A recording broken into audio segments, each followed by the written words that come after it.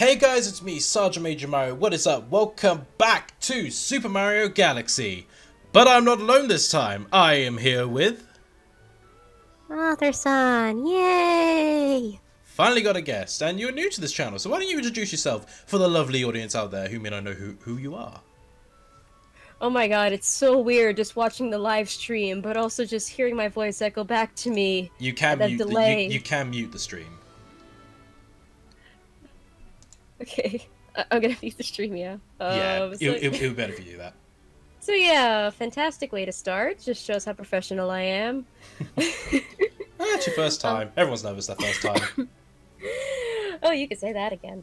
But yeah, this is the first time I'm on like a live stream thing. And Gary, what fell? And Gary the Goomba in the chat. I thought that girl voice was Tommy. Fuck you, Gary. I'm not that lonely yet. I mean, what's Sock Puppet? I mean, you do voice acting, but I'm not sure you have a voice that can do like female voice. I don't think you can get to that range. You don't know me. But yeah, why don't you tell the viewers what you do?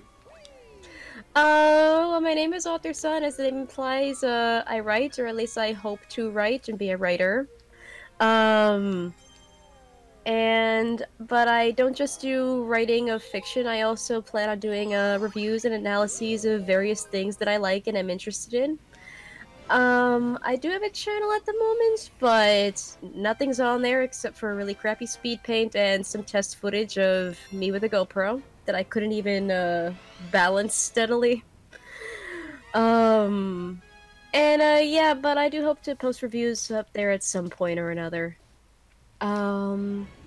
I also used to do Let's Plays with my former partner, but at my request he took them down just because I wasn't comfortable with the content, and also the audio was terrible. When did you record them? 2017, but the thing is that we have the exact same microphone. Not now, but at the time we had the exact same microphone model, same brand, same everything. But his was slightly older than mine, and also he's just a louder person than I am. So my current theory is that maybe he blew out his mic and damaged it, and that's why our audio in those Let's Play sound so terrible.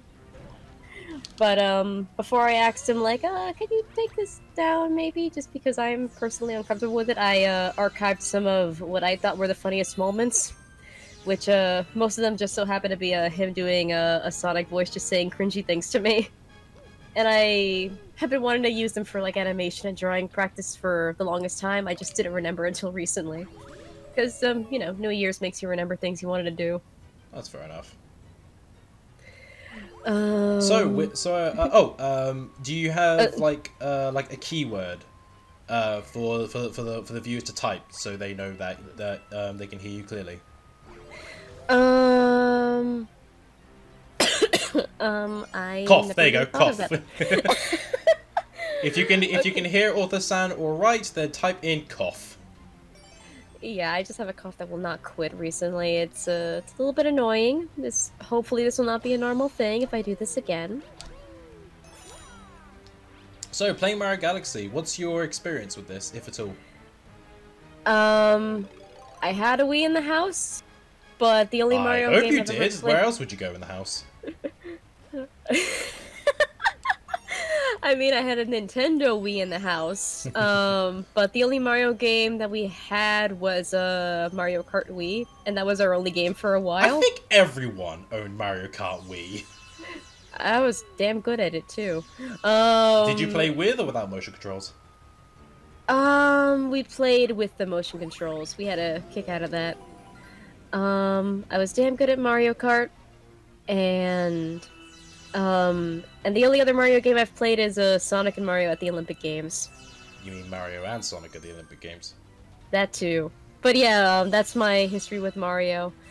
I do also still have a copy of Bowser's Inside Story, but I did not get very far in that game. Best Mario game ever. I didn't get very far in that game, and maybe that's a bad introduction of someone who's never played Mario in their life. It came free with my DSi, so... Oh, you need to play. You need to finish it. The 3D version. 3D version's coming out this month. I don't have a Switch. On the 3DS. Oh, it's getting a remake on the 3DS as well? No, it's just getting a 3DS remake. Oh. Well, I have a 3DS and I still have the game, so I might try it again at some You point or can another. play DS games on the 3DS, you know that, right? Yeah, I know that. The reason why I got a 3DS was just so I could play The World Ends With You again, because I had an itch and scratch to play that game in years. I think the World Ends With You got remade on the Switch. Yeah, it got remade on the Switch. They say it has issues while it's docked, but you know, in a portable form, it's fine. That's just what I've heard anyway. But I don't have a Switch, and the people who I know who have a Switch haven't gotten this Wii Wii remake. Fair enough. And Gary the Goomba says the new remake is starting to piss me off. It's the little things that they have changed. Oh really? Like what? What did they change, Gary? As someone who loves Bowser's Side Story to death, I'm genuinely interested to know. Or as someone who's played Twee-Wee, if you're referring to that, then I would love to know what they changed in the Switch version. Just because I very rarely use my 3DS, I just kind of use it as an extra screen for research. So, yeah, like the application I have the most hours on is actually the internet app on there. Oh yeah, I keep forgetting the DSi had its own browser. Yep. The DSi and 3DS both. Well, I knew the 3DS did. But, like, I went from DS Lite to 3DS, so I knew.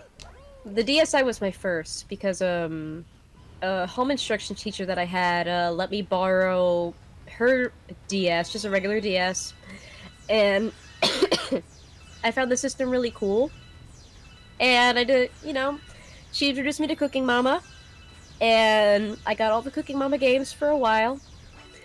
And then eventually I got more games and Twee-Wee and etc, etc. And then when the DSi died, I held off from the DS for a while. Then I got a 3DS because I really just had an itch and scratch to play Twee-Wee again. And then I did. And funny enough, you know what the sad part is? The day after I got my 3DS, I had to be hospitalized. Oh. So, while I was miserable in the hospital, at least I had Harvest Moon to play on my 3DS, so that was just convenient timing. Well, every cloud and all that. And Gary the Goomba says they made Bowser's punching animation look like a pansy punch. That sounds more like it sounds more like a nitpick, if anything. They made the secret boss heal 9,999 in the middle of a fight. Oh, try to remember which one was the secret boss. Damn, that reminds me of the secret boss in Persona 4 that I spent like 2 hours on. I've never played a Persona game, so I can't comment. Oh. Like, the only game I've played that has Persona in it is BlazBlue Cross Tag Battle, and will soon be Super Smash Bros. Ultimate. Yeah. Yeah, I still have my PS2 after all these years. It's one of those systems that's a trooper. Like, systems nowadays are basically just kind of glorified computers in a box, so there's lots of room for error. And, but all consoles in the past last. I mean, hell, the Nintendo one especially lasted longer. It's always it's always a running joke that they're made out of material called Nintendium. Yeah, like older computers and like old hardware and old video game consoles, they mainly serve just like one function or the other. So they tend to last longer because there's less room for error. It's like having a printer that just prints stuff. Like rather than having a we currently have a printer that's a printer, copy machine, fax machine, scanner, all in one. That is not a fucking printer, is it? And it never works for me. It does not want to print for me. The thing just hates me. But yeah, so you know, because it does all that stuff in one, there's lots of room for error. So you can't just troubleshoot one thing or the other. But yeah, I still have my PS2, so I was still playing the PS2 by the time, you know, the PS3 had already been out. I think the PS4 and all the, you know, the new gen, whatever that generation of consoles was starting to be hinted at. I don't really play it much now, just because I kind of worry whenever I use it, it might be the last time I use it. Yeah. But yeah, that's still my favorite console, and I grew up with it. I have a lot of nostalgia for it. I still have it, and you can pry it out of my cold, dead hands. And my games on there, the ones I played the most were included Dark Cloud, Burnout 3 Takedown, Burnout Revenge, Persona 4, and I thought Persona 4 was on the PS3, because then Persona 5 came out last year.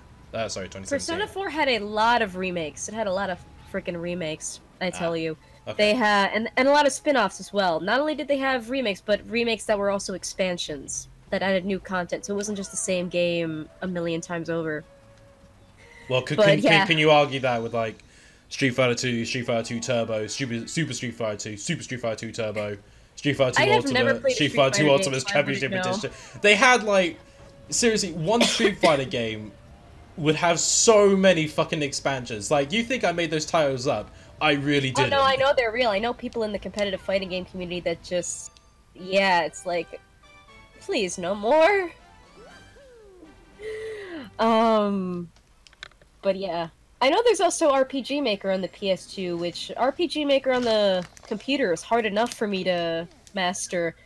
So, like, just imagine me, 12 years old, trying to program an entire RPG on the PS2, and I didn't even have a keyboard for it. So typing was a nightmare. Did you know the PS2 also had Netflix?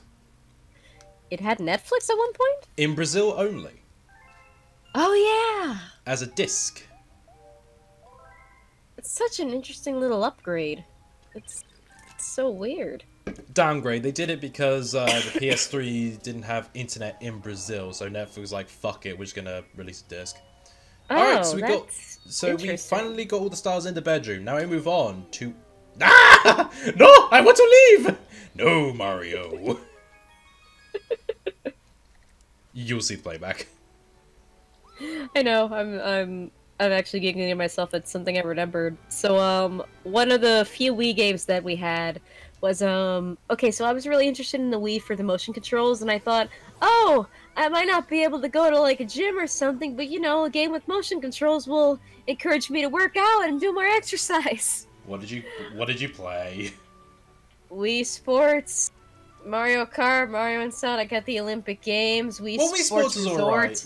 Like, Wii Sports is one of those, you know, it's not, like, granted, it's not going to give you much exercise, but it is alright. But at least it encourages you to, you know, get up off your lazy ass and do something. Unless you're playing baseball, in which case you could just sit down on that one. I always played baseball standing up, because I had the floor space to do it at the time. Well, I did, and then I realized very quickly that you could easily cheat the game by just flicking. Oh, I was discovered an enemy base in the region. Playing the game standing up.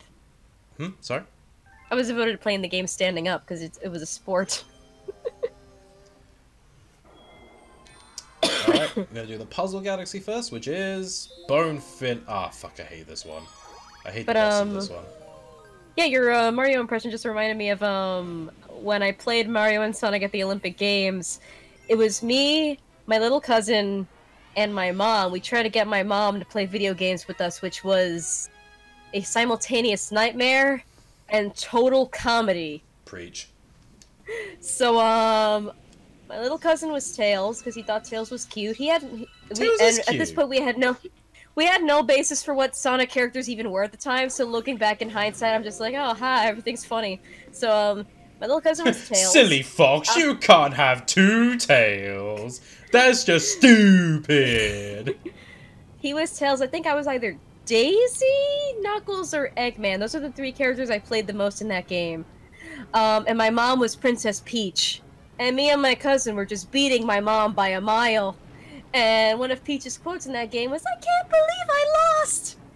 And my mom just kept saying that every now and again for everything. That just kind of became a default response for her for something or other.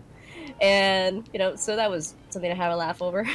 One thing I always found really humorous in the Mario Sonic at the Olympic Games was whenever you make Sonic do a swimming event, he has a life vest on. That's adorable. Yeah, I know. Speaking of Sonic and water, you know the one character I used for all the boating events? Sonic. Yes. in hindsight, that's hilarious, because that character has a fear of water, but at the time, I had no idea what a Sonic was, and I had no context for these characters, so it's just one of those things where hindsight just makes your day. And yeah, Waluigi's displeased, says Gary. Waluigi #1! Should we talk about the... Sorry, what? The stuff we recorded today? What? Should we tell them about or tease at the stuff we recorded today? Well, I mean, the fans know about my hard-on for Dust as well as other channels.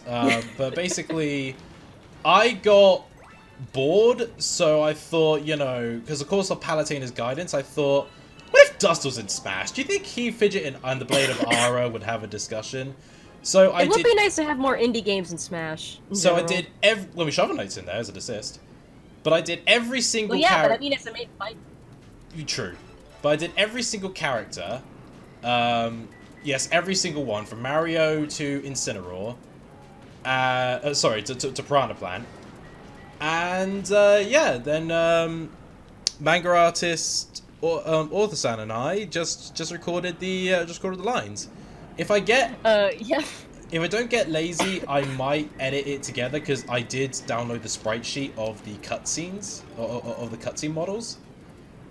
But yeah, it was honestly quite fun to record, and I did email like the bio to Dean Dojo himself. I very much doubt he'll look, but you know, just like the thought that he might. And I was like, kind of just like I wouldn't say that involved with development, because you mostly wrote all this stuff on your own, and I was just kind of making funnies here and there. I pretty much wrote all of it. I just sent you the occasional one here and there. Yeah, and that's a devotion to parody that even I don't have very often, so yeah, props to you. And well, Dust is best game ever made.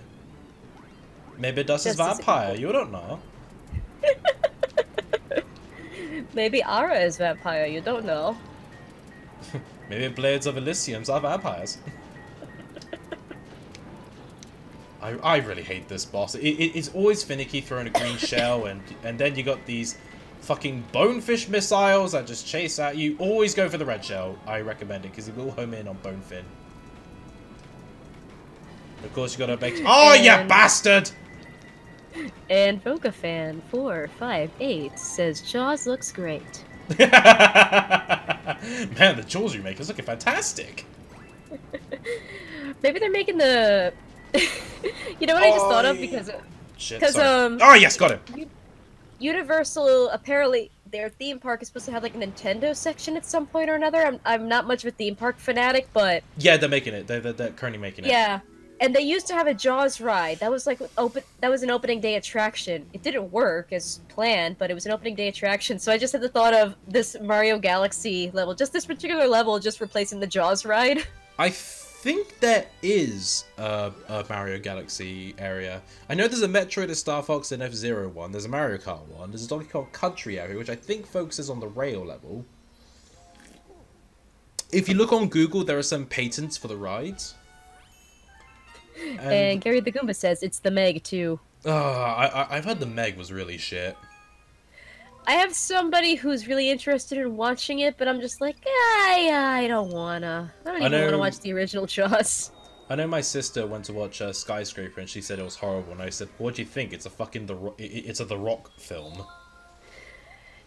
Yeah, I don't really watch that many movies in theaters anymore. Even the movies that I do want to watch in theaters, I just never get to go see them, just because going to a movie theater is one of those experiences you have to do with at least one other person. Hey, Amin, how's it going? I go to the cinema on my own. I don't know. I always feel awkward going to like a cinema on my own. Well, it does also depend on what film you're watching. Like, you're probably gonna get the occasional look if you're gonna see like a chick flick or a romance film on your own, you know. Yeah, or like say you want to watch like an animated film, because you know we have the stigma that animation is just for children, which is bullshit. Hey, don't you diss Dragon Ball? I'm watching that in January. I mean, what do you mean?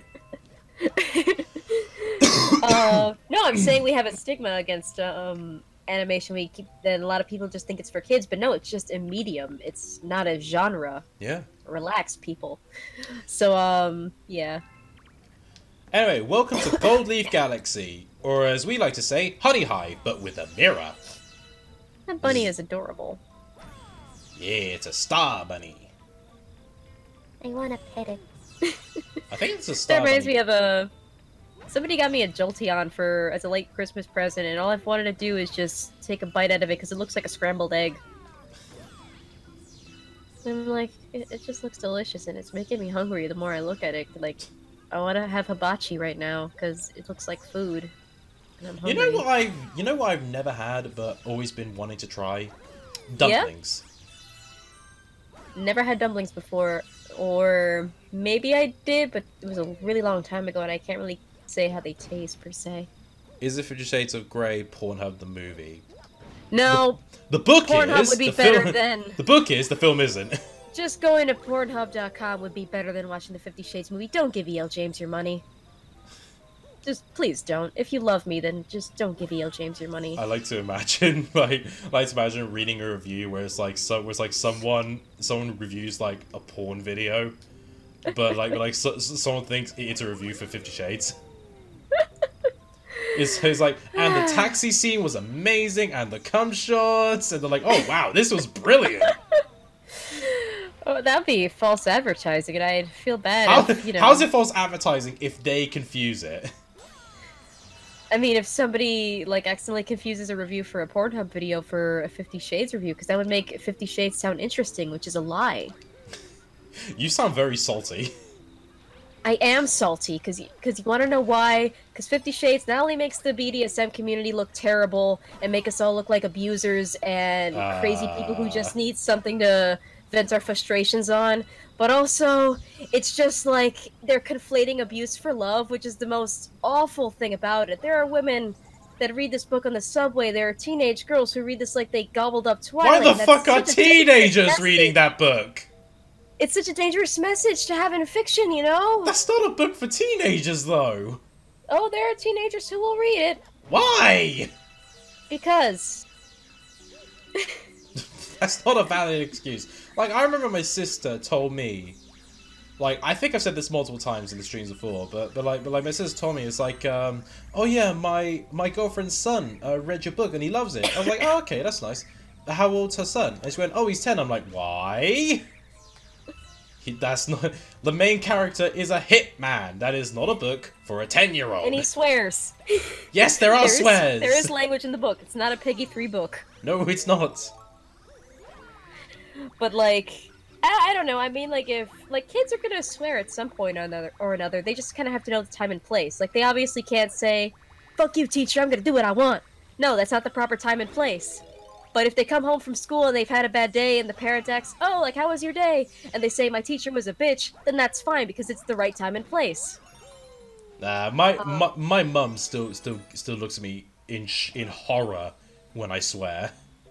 Same she's here, like, but that's she's like, where did you learn such language? I'm like, you! I know, right? Like, I don't know if anyone in the audience has experienced this, but growing up with parents who are of Latino origin will look at you so funny and just, you know, like just scold you for cursing as if you've just planted a nuclear bomb in the closet or, you know, murdered somebody on the doorstep. But then they'll just swear as much, if not more, than you. Like there are times where I've just sworn out of, like, it was an accident, just the word just kind of came out. And then that's suddenly a conversation ender that, and I can no longer get my point across, even though we were having a perfectly civil discussion or discussion that was trying to be civil. What the hell is this? But yeah. And, oh, I remember when my aunt came over for Christmas with my 2 cousins. It's like, the kids are at the age where they know how to swear. They've heard all the words before. But, you know, for the most part, they know time and place to curse. And if they do it in front of me, it's fine, because I won't yell at them for it, as long as they don't call me names directly. Yeah. But if, God forbid, they let out, like, the, you know, hell or damn it in front of their mom, she treats it like it's the N-word. Sorry, you can't swear on my stream. Just don't say the N-word. Then I boom you from this call.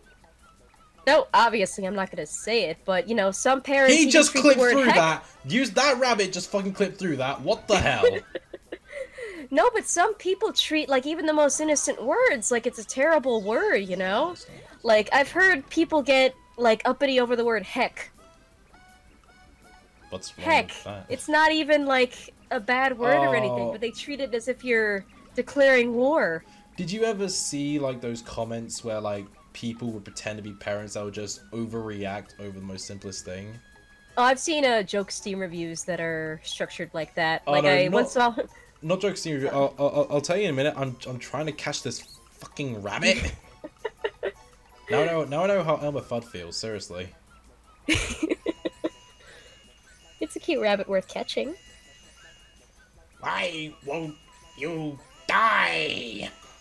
Oh! No, if only we had some... Well, actually, carrots are bad for rabbits, so you would have to lure it with lettuce. But yeah, like, I remember I was a huge watcher of the Yogscast, right?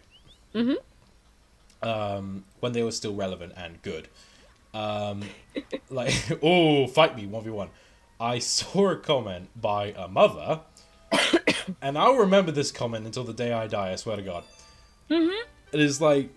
There's an actual comment. She said, I went down to the basement and I saw my son on the... and I saw my 20-year-old son on the floor crying in tears because you said the word heck in your video. I demand you take down the video, apologize, and shut your whole channel down.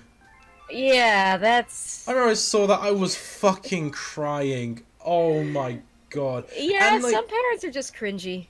And I very much doubt that was an actual parent. Like, fuck off.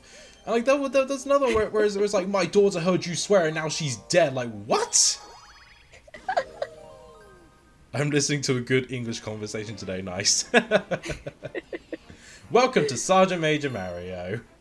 And guest author San, who is doing this for the first time. And how is it for your first time? Pretty fun. Just kind of a casual conversation sort of thing. I honestly thought I would be kind of a quivering mess of anxiety and not knowing what to talk about. I remember I was like that when I first met Henry, because like he thought like, you know, if we should like talk in Skype, and I was like really nervous. I was like, oh god, what if I fuck it up? And then the moment we started talking, he went, I say, how you doing? I was like, oh, okay. You know what? I think I'm gonna be just fine. Yeah, it all depends on like the people you're with and stuff like that. And that's something I've certainly learned from my short time during doing Let's Plays with my former partner. It's just kind of like, you need the right one, you need the right people. Two, you need just like a spark of conversation and just a couple of things in common, then you can get talking about stuff. Well, I always prefer to like have a guest when I stream, because at least then, like, you know, we like you know, you and I are conversing right now, yeah? Mm-hmm. Like, if I was to do it solo, I wouldn't have much to talk about. I'd probably be silent at this point. Yeah, like, some people can do Let's Plays and live streams on their own. Oh yeah, oh yeah. Like, I'm not saying people can't. Like, I will praise channels like Sugar Conroy and stuff, because they do an amazing job for being solo Let's Players. But I can't. It's just something I can't do. Like, I need somebody to bounce off of and tell all my dorky jokes to, and that sort of thing. Yeah. What's chat saying? Gary the Gooba says, including the drunk ones. Especially the drunk ones. Ironic, I don't drink. And I only drink non-alcoholic drinks and cocktails and stuff. Well, I just don't... I've tried drinks with alcohol in it, but I think I just don't like alcohol. Well, I just don't drink anything like that, full stop. Like you know, I'll only drink Pepsi. I just need Pepsi. That is all my body requires for me to keep going. Oh, believe I was Pepsi and Coke were the equivalent of alcohol for me as a kid, but after I got hospitalized for kidney stones, I kind of had to stop drinking it so much. So I became more of a smoothie person. I got into drinking milkshakes, and... Did it bring all the boys to the yard? Are they better than yours? I had a feeling that's a legitimate question. You answer! I guess it does bring some boys to the yard, but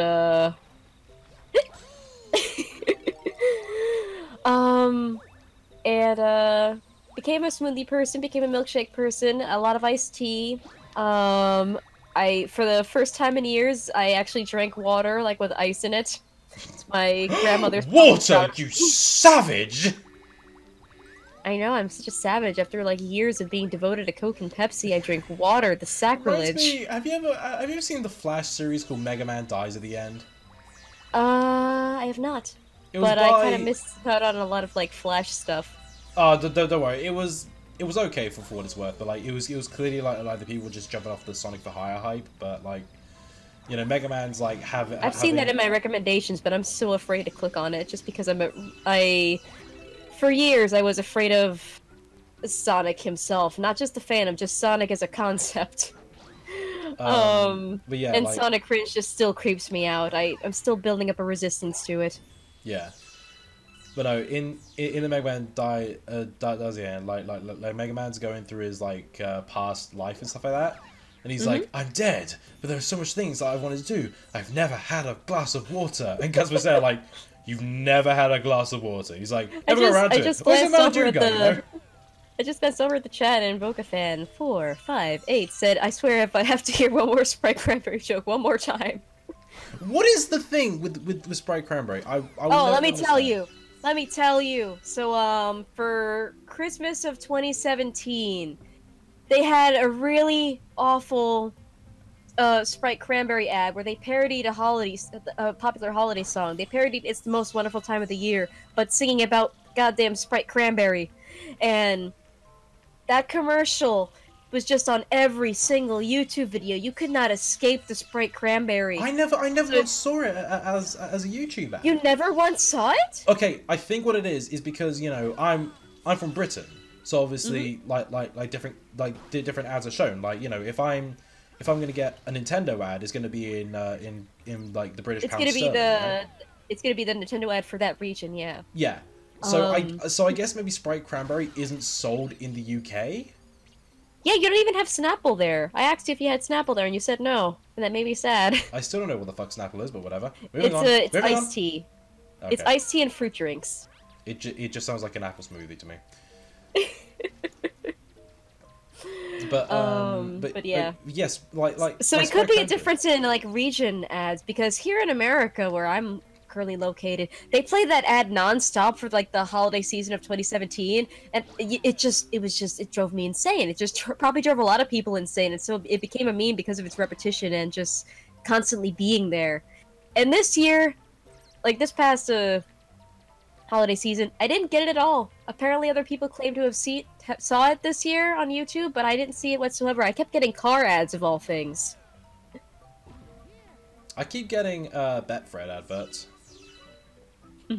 like you know, gambling sites and stuff like that. I get a lot of those. Like the most common one I get is like, this is Paddy Live! New customers get 30 free spins on their Paddy account! I'm gonna mute myself for a bit because family just came home and they are very loud, and I have no idea if I'll be able to stick on the stream much longer because of their loudness. I would almost prefer the cat just meowing into the microphone violently. I'm not gonna complain about the audio. It's all right. But yeah, to explain to the audience, one funny thing that happened when we were recording the Dust and Smash lines was that my cat just kind of kept interrupting the audio and me reading lines as Fidget. With such comedic timing, you would think she understood English. I think it's believed that the cats can actually understand what we're saying. Well, that's good, because I speak to my cat like a person all the time, because I have evolved into a crazy cat mom. Also, you say your family got home and they're loud, but I can't hear them. Well, that's because they have not entered my vicinity yet. I'm sure it'll be fine.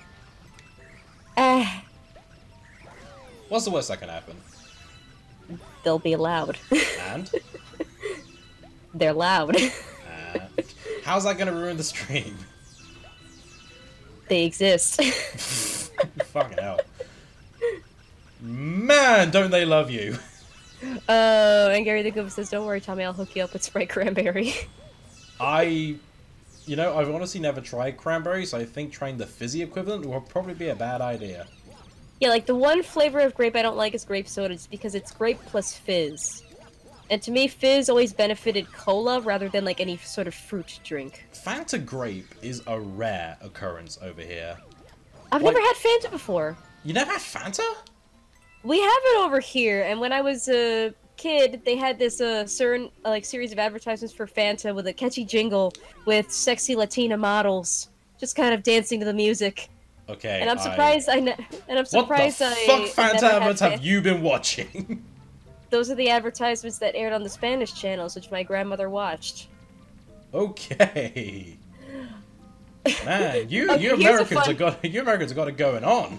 Okay, here's a fun game. Okay, so watch a commercial on like an English-speaking channel, and then watch a similar commercial for like the same product on like Spanish-speaking channel. The Spanish-speaking variant will often be just a tinge more sexual, rather than the commercial that airs on a English-speaking channel. That's kind of hilarious. Really? Yeah, it's just sort of a weird thing I notice, having grown up watching Spanish channels and English-speaking channels. Not that I actually paid attention to the Spanish-speaking channels, it was just sort of on in the background because, Grandma was into that sort of thing. Do you speak Spanish? I understand it more than I speak it, but I speak a little bit of it here and there. But I don't really have enough Spanish knowledge to really hold a conversation. Like, the little Spanish that I know I do use for the sake of jokes, though. Alright. Or just for, like, a little bit of irony here and there. Because my family is more fluent in the Spanish language than I am. And sometimes I'll just whip out, no me gusta la lengua de España. Fair enough. And kind of a running joke with Henry and Miss Shadow, you know, Shadow 759 and Miss Shadow, yeah. Is the, you know, how Kirby in the Kirby animated series constantly said pollo. Pollo in Spanish means chicken. So there's now kind of a running joke of just that tweet he sent out of Kirby with a bowl of chicken makes so much more sense now. Fucking, I was looking at that, scratching my head, thinking, what the fuck is he on about? Yeah, it's one of those multi-language jokes that makes sense if you understand the language. I remember like speaking of the anime, I saw a clip someone posted on YouTube. Whereas, like, My Life in a Nutshell, whereas, like, Meadows going down a hill, it's like, hey, man, like, how's it going? Very badly. Yeah, and the animated series, he had, like, a Spanish guitar motif and somewhat of a Spanish accent for some reason. Yeah, I know. When I watched it, every time he spoke, like fucking, the acoustics would just come in. You know what the funny thing is? You know what the funny thing is? I missed out on a lot of the 4Kids shows that everybody loves. Like, I missed out on Sonic X. I missed out on Kirby, because I either wasn't awake when they were on TV... You are not missing much with Sonic X.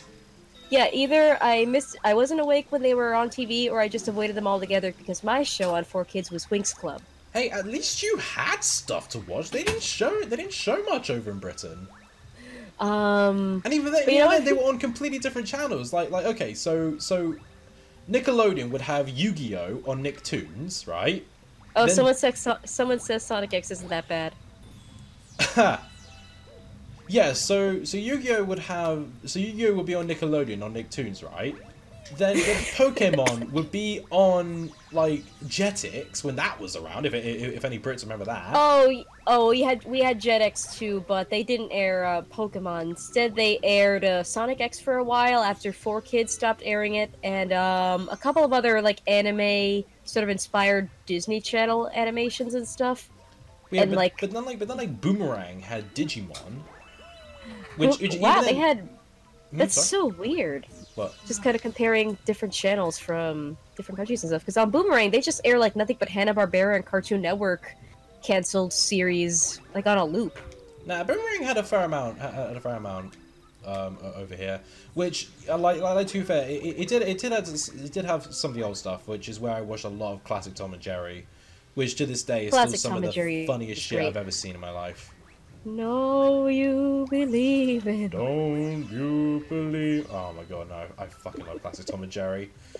Even today, that shit still makes me laugh. It still holds up too. It does. It's so good. It's so great. It's a shame that, you know, they can't just have the slapstick like they used to. Instead, they just gotta insert Tom and Jerry in a lot of other movies and stuff. The only one I sort of enjoyed in like the so bad it's good is like Tom and Jerry Blast Off to Mars. I have that on DVD! But, yeah, it wasn't trying to adapt anything. It wasn't inserting Tom and Jerry into, like, an existing property or anything. It was just kind of being its own thing. So that's what I liked about it. It was its own thing. But it wasn't as focused on the slapstick as Tom and Jerry is about. Yeah, it definitely was trying to tell a story, just that Tom and Jerry happened to be in it. I haven't watched it in years, so I don't know if it still holds up, but yeah, it's one of the rare Tom and Jerry movies that's trying to be its own thing. I also remember The Magic Ring being good. The Magic Ring was okay. Like, yeah, I had watched that one when there was something to watch, so it was one of those where I kind of liked it because I had nothing else to watch at the time. I did also kind of enjoy The Race. I think it's called Tom and Jerry and the World Grand Prix. The Race? I think I remember seeing bits and pieces of that one on TV, but I may not be remembering it properly. I don't know. Like, literally, Tom and Jerry just enter a race. That's it. But like you see other races. Like you see. Oh yeah, and then at the end, I think I remember the ending to that one, where I think the prize for winning the race is a house or something, and Tom finally wants to move out of that woman's house that he's been living with for years. Yeah, but it's like the soccer. But there's like every race had their own cars, and like the soccer mom had like essentially a Peugeot 806. And she was still catching up in the race? Like, what the fuck? It's like, that is a people carrier. You're not gonna get far with that lady. Oh, and everybody's talking about Tom and Jerry. Well, yeah, because we started talking about it. But yeah, the Tom and Jerry Kids is the Antichrist. I have every Tom and Jerry movie on DVD. The race was cool, etc., etc. I think the last anime. Let's get back to anime. Remember, I think the last anime I saw on TV was Bakugan. I remember Bakugan because like Bakugan wasn't dubbed by 4Kids. It was actually dubbed by somebody else. Yeah. It was dubbed by a Canadian company called Nirvana, and I remember it because it actually shows death. Something 4Kids wouldn't actually show. Yeah, because I remember and there was actual like implied. There was nothing gory in that show or anything. No. There was actually the equivalent of death in that show. Yeah, like it wasn't anything gory, but like it did actually show that. Like I remember one specific scene of like Dan and Shun were battling, and Shun was constantly ending it in a stalemate so the game wouldn't end. Because whenever they fight, because whenever a brawl would happen, time would slow down on the outside. And of course, Shun's mother is dying in that episode. So yeah. He keeps ending the match in a stalemate. So he's technically spending more time with his mum. Technically, yeah. And like as they were fighting, you would just see the heart. You would see the heart monitor slowly going down. And I remember seeing that. I was like, "Fuck!" I know. Shun is one of the best characters. Like in that Jesus show. Christ! Like if 4Kids was dubbing, they wouldn't show that at all. Fuck, I lost. Like, Shun, Masquerade, and Alice are the best characters in that show, just period. Oh, when that twist happened, I was like, what the fuck? That was a weird twist with Alice and Masquerade, yeah. Spoiler warning for like an anime that's like 10 years old now. Yeah. But it's like I saw that and like my first question was, how? Because like, I mean, like, you know, Alice is ginger and she has long hair, so... Well, it must have been like the energy from like the Doom Dimension or something. Well, no, but like of course that's my question back then. Looking at it now, I just think anime. Like, because anime, because of course it works. It's an anime, of course that would be the case. Yeah, every now and again I think about watching that show, but then part of me just cringes at the thought of it. I actually found out that the anime did really bad in Japan. Yeah, it's one of those shows that's more popular in English-speaking countries than it is in Japan. Well, it did better in the English-speaking countries because of the toy brand. Not only because of the toy brand, but also just because I think it's just kind of more of a plot and a cast of characters that appeals more to people in English-speaking countries. Well, yeah, but like, but it was because of how well the toys were doing in the States and in Britain that they kept animating it just for American audiences. So like, yeah. so like the funding was coming from the toys. So finding the sub is pretty much nigh on impossible. Believe me, I've looked. Yeah, it's definitely one of those shows that's more popular, easier to find in English than it is in the original Japanese stuff. The same with Elfen Lied, funny enough, because Elfen Lied was too edgy even for Japanese standards. Like, they very rarely aired it in Japan, and when it did air, it aired at, like, really stupid hours of the night. Well, so, barely anybody was watching it. Yeah, Oh yeah, Ghost Stories. The Ghost Stories Oh yeah, Ghost Stories is one of those shows that didn't do well in Japan, so when they licensed it over to America, they literally just said, as long as you don't change any of the names of the characters or, basically pull a 4Kids on, like, the translation, then you could just do whatever the heck you want. And it's basically fucking amazing. It's basically like an abridged anime, but that's the actual, like, legitimate It's the only official abridged. And I see, because I remember someone uploaded the whole, like, rabbit scene. Mm-hmm. Which is one of my favorite scenes ever. His laugh. His funny request. Touch me. His reprimands. Touch me hard. But the uploader like explained, saying like this is the official sub. This is the official dub of the anime. And someone replied to that saying, you know people like do the asterisk correction. you know me, right? Oh, yeah, I'm just trying to think back to what the lines were in that rabbit scene, because I actually saw that video recently, and I got a kick out of it. It's just that... I just love the voice they gave the rabbit, too. I think like she says, like sure... 458 is asking, touch you. Hard? No, we're referring to a scene in an anime dubbed called Ghost Stories. So there's this scene where a girl's rabbit has come back from the dead. And, I think they're trying to exorcise the spirit of that dead rabbit, which is basically a zombie. And so she's kind of flashing back and explaining to the main cast, like, oh, that was my rabbit and I loved him. And, he was just such a nice rabbit. Like, and that sort of thing. And one of the lines is, his silly requests. And the rabbit goes, touch me. It just cuts a little bit, and it's like, his reprimands, and he goes, touch me harder. Yeah, that's what we're referring to. Yeah. And then I don't remember any other lines from that scene, but I remember the line that it ends on is, yeah, I don't want you back. It's not that I don't want you back because you're a rabbit. It's because you're black. No, I think she says, like, Shiratabi, please forgive me for bringing you back. I can now see that it was never meant to be. Not because you're a rabbit, but because you're black. And that rabbit was actually, it did have black fur, so it's not like it's not a random racist joke just included in the dub just because, haha, racism is funny. It's just because the rabbit is literally black. Like, it just doubles as a racist joke. Even if that was a racist joke, it wouldn't make a difference considering what's in that fucking dub. Yeah.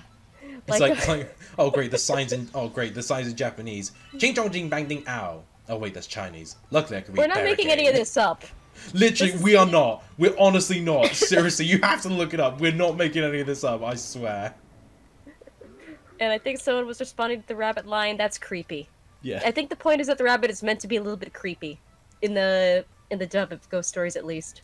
Now, who do we have here? You some friend of those penguins? Let's get something clear here, Landwalker. This scene's mine, see? If you want it back, show some gills and make it through 8 rings. It's so weird being in the call, but also watching the stream and just having this delay. You get used to it.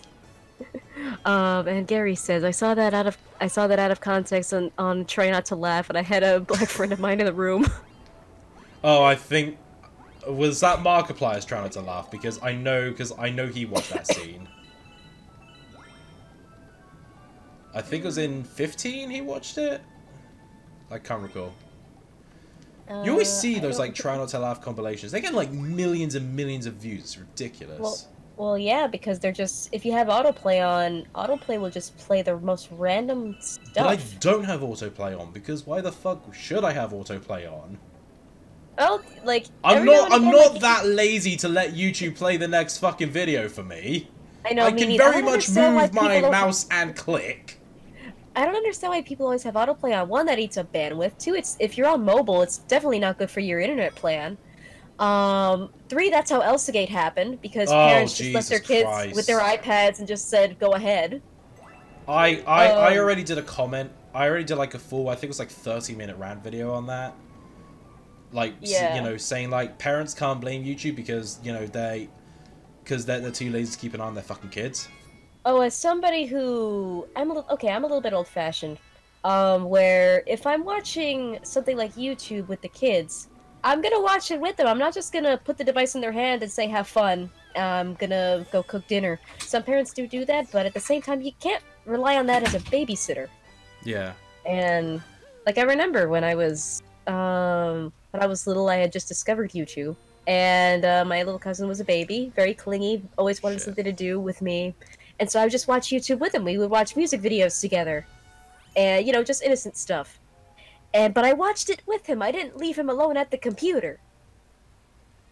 Yeah, sorry, hold on a minute. Like, I just had to delete a video because my laptop is short on storage. Oh. But yeah, sorry, that's how else... But yeah, no, you're fine. That's how Elsagate happened, that, well, you know, then again, like, kids with their devices. Yeah, but then again, parents are just fucking idiots anyway. Like, let's be real. I would say most are. I mean, it's like, you know, it's like, ugh, how dare you make this game about beating up prostitutes and killing police officers? Like, you know, it's like, I don't want my son playing that, even though it's literally got a big red fucking 18 and over mark on the bottom. Yep. Like, I'll never understand those parents that get their kids Call of Duty, even though the GameStop employee is like, no, this is not for children, but will harass the employee anyway. Do you remember the hot coffee scandal? Yes. Where, like, okay, parents had a go at it, right? Even though, let's be real, what they're actually saying is, I don't want my son to somehow hack into the game, activate that file for the hot coffee scene to happen, and then not only that, but make the hack work, or go online to download the mod, then somehow put the mod into the game's files to actually work. Like, no, I don't want my 10-year-old doing that. A 10-year-old can't do that. It's like, okay, if you're worried about your teenager seeing it, then that's justifiable, but well, yeah, because teenagers know somewhat what they're doing. Yeah.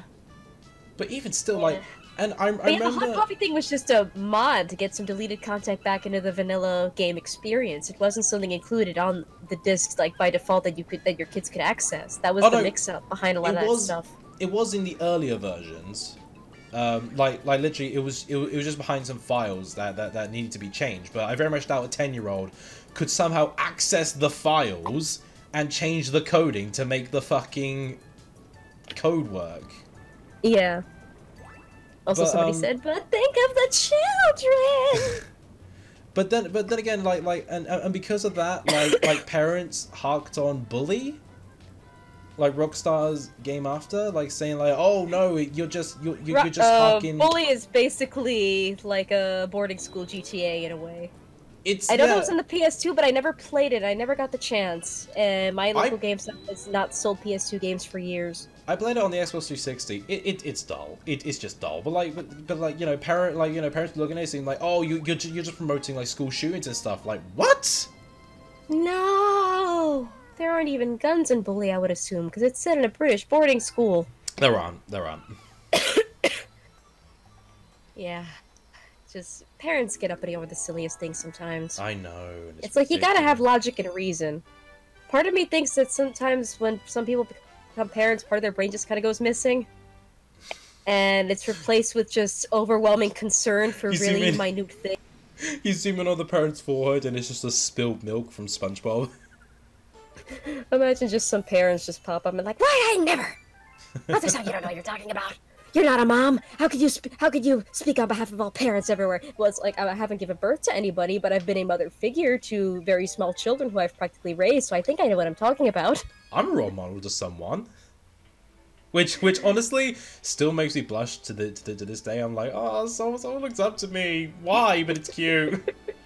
I know. That feeling will never get old for me either. It's just like, oh, interacting with my little cousins over Christmas vacation was just a joy because I'm seeing you know, they used to be tiny babies and toddlers that I used to kind of put up with every now and again, but I couldn't really communicate with, and now they're morphing into little people that I can have deep conversations with, and we have the same interests, and we can watch movies and have, like, deep conversations about the plot, and it's beautiful.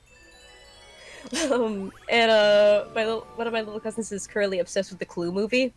So I asked him straight up, like, "Hey, for your birthday, would you be cool with me getting you a copy of the Clue movie just to keep in your house?" And he said yes. But what I'm also thinking of doing is making him like a little gift box with replica weapons from Clue. Like I would need to find a candlestick. I would need to get some rope. I still have no idea why the fuck they made a Cluedo film. It's an interesting little cult classic, I will say. But why a Cluedo film? Next you're gonna tell me they're gonna make a fucking Monopoly film. Please tell me they're not doing a Monopoly film. But the thing is that Clue can possibly work as a movie if it's written well. And yeah, the movie from the 80s is a little bit dated, and a little bit corny here and there, but it still holds up okay as a film. And there's a reason why it's a cult classic. I remember I played Cluedo, and it kind of bored me here and there. I remember Clue was very popular board game, because during lunchtime in elementary school, they would sometimes, after all the kids were finished eating, they'd either give us the option of playing board games inside or going out for recess to, you know, play in the playground. And why the fuck would you want to go outside, though? And Clue is a very common game to see kind of whipped out during the game portion of lunchtime. And I remember I would always get Mrs. White, but no, every girl wants to be Miss Scarlet. Because that game piece is pretty. But no, I always got Miss White, and it was a bit too complex for me to understand, so I never really played it. I actually discovered the movie on Netflix by accident one night, and that's how I know about it. And it kind of stuck with me ever since. I remember when I was doing some Christmas shopping for my brother, he was going through a bit of a Mario phase. Mm-hmm. So I looked on like play.co.uk when that was relevant for Rakuten. Took over it, and I saw there was like, oh, a Mario Brothers the movie, and I thought, oh, I could get in that. Then I remembered YouTube was a thing because I wasn't on YouTube that much back in the day, and then I looked it up and I was like, this is a Mario Brothers. I looked at it, I was like, but it's got PG, but it's PG. Oh, like different, yeah. Different PG. It was the BBFC film ratings. Yeah. No, I remember, like, after I discovered YouTube, I would just review everything, like, review every piece of media that I'd watched. I remember when I discovered Wikipedia, I would just review, like, everything on Wikipedia first before deciding, like, watch or read something. My sister introduced me to YouTube. Because she did not want to babysit me one day. And I'm not saying she's a bad sister. I still love her to this day. But she didn't want to babysit me one day, so she got a laptop, right? And just kind of stuck it in front of you, like, here. Just... Yeah, this is 2008. I think she went out somewhere. I don't know. I think she just went down to the chippy to work. Mm-hmm. But, like she opened up her laptop, put on YouTube, and just called me to her room. Had a laptop on the bed, you know, left it plugged in, and just said, you know, here you go. This website can let you watch videos. Just watch wherever you want. And I typed in Mario. Then I saw College Humor, like Bowser's Minions, and I was like, oh, I wonder what this is. And then I just started watching a lot of YouTube. I remember I first got introduced to it because an aunt of mine was listening to music videos, and then I just kind of I was really into Panic at the Disco. So I was like, can you play Panic at the Disco? And she played Panic at the Disco on the YouTubes, and she was just like, who are these hippies? And I'm like, they're not hippies, they're cool. I look back, you know, like, I just look back at some of the videos, and I just feel old when you see, like, that 2007 Windows Movie Maker lyrics video. Oh, yeah. You know, where it's just the tutorials where it has, like, Notepad open, and, like, Paralyzer by Finger 11 is playing in the background. Or even then, when it's just like the blue background, white Arial text, fade in, fade out. My first YouTube video was Panda sneezing, says Gary. I didn't like all of those popular videos that were popular back in the day that people were talking about, I never watched those. Same here, like, but on the subject of, like, feeling old when you watch a video, it's like, I feel so old listening to some Vocaloid songs now, because, like, those videos are going on 10 years old, and I'm just like, I remember this! I remember listening to this song! I was introduced to the Vocaloids, I think, around either 2012 or 2013. I remember I was introduced to Vocaloid because I guess I saw, like, some Vocaloid parodies or covers of songs that I liked, especially Alley Project covers of covers of Alley Project songs sung by Vocaloids, which you cannot find any Alley Project songs or Vocaloid covers of Alley Project songs on YouTube anymore because copyright's a bitch. Okay, but what was your I remember that used to be so common. What was your first Vocaloid song? Because you mean like original or just like a cover of a song? Original. God, I don't know. Because you're gonna love my introduction to the Vocaloids. I don't even remember the first original Vocaloid song I ever heard. Alright. Yeah, I just don't remember. I remember hearing a lot of covers, and that's how I was introduced to it. But I don't remember the first original song that I heard. So what was your introduction to Vocaloid? Okay. So on Facebook, I'm a member, well now, moderator of the Sonic the Hedgehog fan page. I think we're like 25,000 members currently. It's insane. Damn. Yeah. People still use Facebook? Fuck off. Facebook's cool, right? I still use it. All the Cambridge Analytica stuff, like, I don't like Facebook enough as it is, but all that Cambridge Analytica stuff, that's like, nope, not signing up or using Facebook anymore. No, I still use Facebook. Like, I still chat to a lot of my mates on it. You know, I only use Messenger. Messenger is pretty solid. Messenger but is it still Facebook. Worries me. But as its own, like, texting and messaging app, it's fine. It's not directly connected to Facebook. Well, anyway. Or it can be, but you have an option of having it not be. Anyway, on the page, I'm now a moderator on the Sonic page. I saw someone was dicking about with like a Sonic model, like essentially turning off the physics on his legs, so like jelly in a sense, and just flick him about. And like the constant thing was like, so let's Sonic out of the shed for one night, and then this started happening, and the song in the back. And the song in the background was Francium.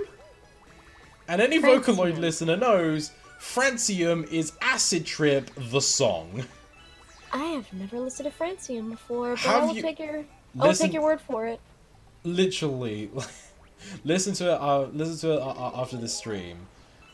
But like, so I asked, what's this song? And someone told me, oh, it's Francium by Hatsune Miku. And I was like, oh, okay, I'll listen to this full song. And then I saw, like, Miku dance videos on it. I remember seeing, like, early Miku dance stuff, too. Oh, well, yeah, like, I'm talking, like, proper Miku dance where they couldn't even control her hair and skirt. I know, So I'm seeing this So I'm just seeing this T-pose Miku flinging about, her skirt going all over the place. I'm like, what am I watching? And then I saw, like, The World Is Mine being recommended. I'm like, maybe this is better, and it was, and, like, the rest is history. Of course, I couldn't watch... The World Is Mine, but I can't say it's my first original Vocaloid song that I ever listened to. Well, The World Is Mine is a really good one. It's a really popular song, yeah. Well, for all the right reasons, you know? Yes. I'd like to remind everyone, welcome to the Super Mario Galaxy live stream. Yes, where we talk about things that are not Mario related. Well, I want to be fair. If you look at like Game Grumps and SGB, they never really stay on topic with the things they play. Yeah, or they may mention something related to the game, but it's either it could be summed up to either it's fantastic or it sucks and it deserves to die at a fire. Yeah. I mean, like, it's hard. I kind of hate it, honestly, because what I like about Game Grumps isn't really Game Grumps themselves, it's more the Game Grumps animated portions. Oh yeah, I like those. Oh, have you seen the one they did recently, where it's a combination of artists of them in like a orchestra? I have not watched anything Game Grumps related in a very long time. Oh, so it's a really good compilation. So good. We'll have to watch it in a bit. But but like one thing I find annoying about the Grumps during their playthroughs, and it's not them, You know, I'm pretty sure in person they're nice people, but sometimes I swear they just talk for the sake of talking. Yeah, sometimes like, you get that impression with Let's Players. Like during their Galaxy playthrough, like Aaron was talking about how he apparently had this game show idea based on Christopher Walken impressions. And he played it off. It was like, oh, I've had this idea for a while, and the way he describes it is like you literally sounds like you made this up on the spot. Yeah. Like, come off it, mate. Really. I mean, on the subject of impressions, I can't do a Christopher Walken impression, but I can do a Fidget impression pretty alright. And people tell me that I could do a good Mario impression, and some people like my Shadow impression, for what that's worth. I will say that, I don't know if you've played Heroes. I haven't really played Heroes myself. Well, Sonic Heroes? Yeah, because the casino level borderline gives me a seizure.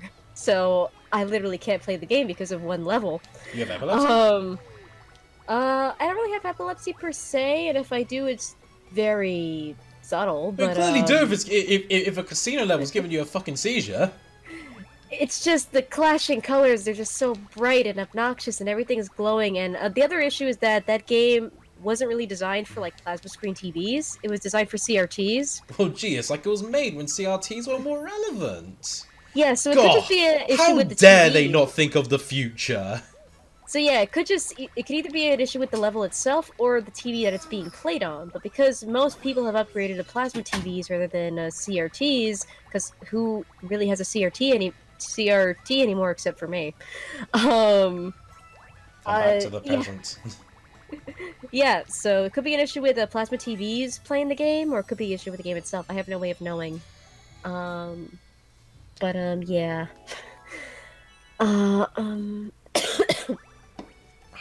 What was I, oh yeah, what I was, going on about before you asked about me possibly having epilepsy was, I've seen the cutscenes for, the Dark storyline, and your Shadow voice kind of reminds me of the last scene for the Dark storyline, where it sounds like they kind of, like, they kind of got, like, a last-minute new voice actor for Shadow, because he sounds a little bit vaguely British. Oh. Just a little bit. What does he say? I don't know the quotes per se. He just sounds a little bit British in that final cutscene for the Dark storyline. As if they, pulled in a new actor last minute. Like last cutscene of the Dark storyline. Well, I think he says like I think it's like, I guess things just never change. Or something like that, yeah. I don't know, I've never played Heroes. What's also funny is that, like, I kind of missed out on a lot of the mascot games that everybody's grown up with. Like, I only grew up with a Nintendo 64 up until 2008, where I got an Xbox 360. But I did borrow I say borrow, she gave it to me. My sister's PS2 Slim, where I did play, like, Crash 2 and Spyro 3 a lot. I had a old compact computer, which is where I first started playing PC games, and I had a PS2 for the longest time. Those are my only ways of playing games. And on the PS2, I know, like, Crash Bandicoot and Spyro, and, like, so many mascot games, and just so much stuff was on the PS2, but nobody around near me who played PS2 games was interested in the mascot games, so I missed out on all that just because of exposure. I wasn't exposed to those characters, so I have no Crash and Spyro weren't exactly mascots per se. The PlayStation never really had a mascot. I don't even think it still does. Like, arguably the closest was Crash, but it's not like an official thing. He's not their official Mario. I think it was a bit like I think it was a 3-way, 4-way draw between Crash, Spyro, Jak and Daxter, and Sly Raccoon. But now it's a bit of a draw between Kratos and Nathan Drake. Yeah, that too, and I missed out on all those, like, games with, like, those characters that could be considered mascots. So I just kind of find that funny in hindsight. And, like, now I'm kind of making up for lost time, and, you know, because of exposure and learning about all these games and franchises that I missed out on, and kind of getting attached to and learning about these characters that I didn't have growing up, which is kind of cool.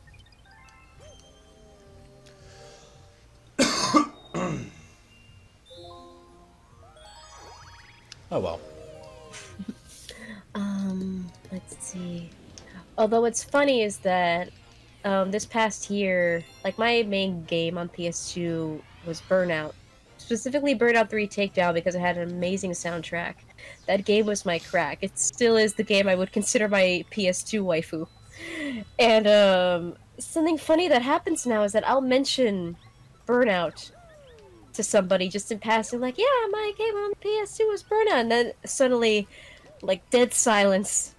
And they'll just look at me like, wait, you've played Burnout? And I'm just like, yeah, Burnout 3 Takedown, that was like my PS2 game waifu, and I loved it so much. It shaped my taste in music. And they're just like, stops what they're doing. It's like, oh my god, I've played Burnout too! And it's like, I feel like I'm finding my brethren, and it's amazing. I remember the only racing game I had on the Nintendo 64 for the longest time was World Driver Championship. I think it was made by Midway. This is before I got like Mickey Speedway USA, which honestly still holds up. It's actually alright. It's one of those guilty pleasure ones, you know? But I remember World Driver Championship for one specific reason, because my mum wanted to try and play it. And she played it. Oh, when moms start playing video games, it's both magical and cringy. Well, it's like one of those, you know, they play Mario Brothers and they don't know the run button exists. But anyway, when she played it, she was on a race, an easy race, I stress. And she was like, "Oh wow, I'm doing so good," and my sister and I looked at her and went, "Mum, you're in 8th out of 8th." And she was driving, crashing into walls, didn't know the brake button exists. It was an interesting drive to school the next day. Wow. Yeah. That's incredible. But yeah, oh, it is. Oh, when parents try to play games with their kids, it's a magical cringe right there. I've had no luck in trying to play games with my parents or the adults in the household. Bee costume. Well, the bee barrier would help with this. All right. I think if I were to have children, I would definitely be that mom that plays video games with their kids. Well, the thing is, I would it's actually like know how some of that stuff works. Yeah, Not for the newer exactly. stuff, but like for what they would consider retro. Yeah, exactly. Because like parents now, like, you know, not all parents, I stress, but like, you know, some now have no idea what's going on with video games. Yeah. But like, you know, us as parents, we know exactly what the fuck's going on. So like, if they're in the middle of an online match, we know they can't pause. We're like, all right, then Kunda says after that match. Yeah. Like, leave the lobby and then come down. Because we get that stuff now, you know? Or like, God forbid you're one of those kids, your parent is telling you to do something, and then, oh my god, your game crashes or has some sort of like game-ending bug, or you think your computer may have a virus because of a mod you installed.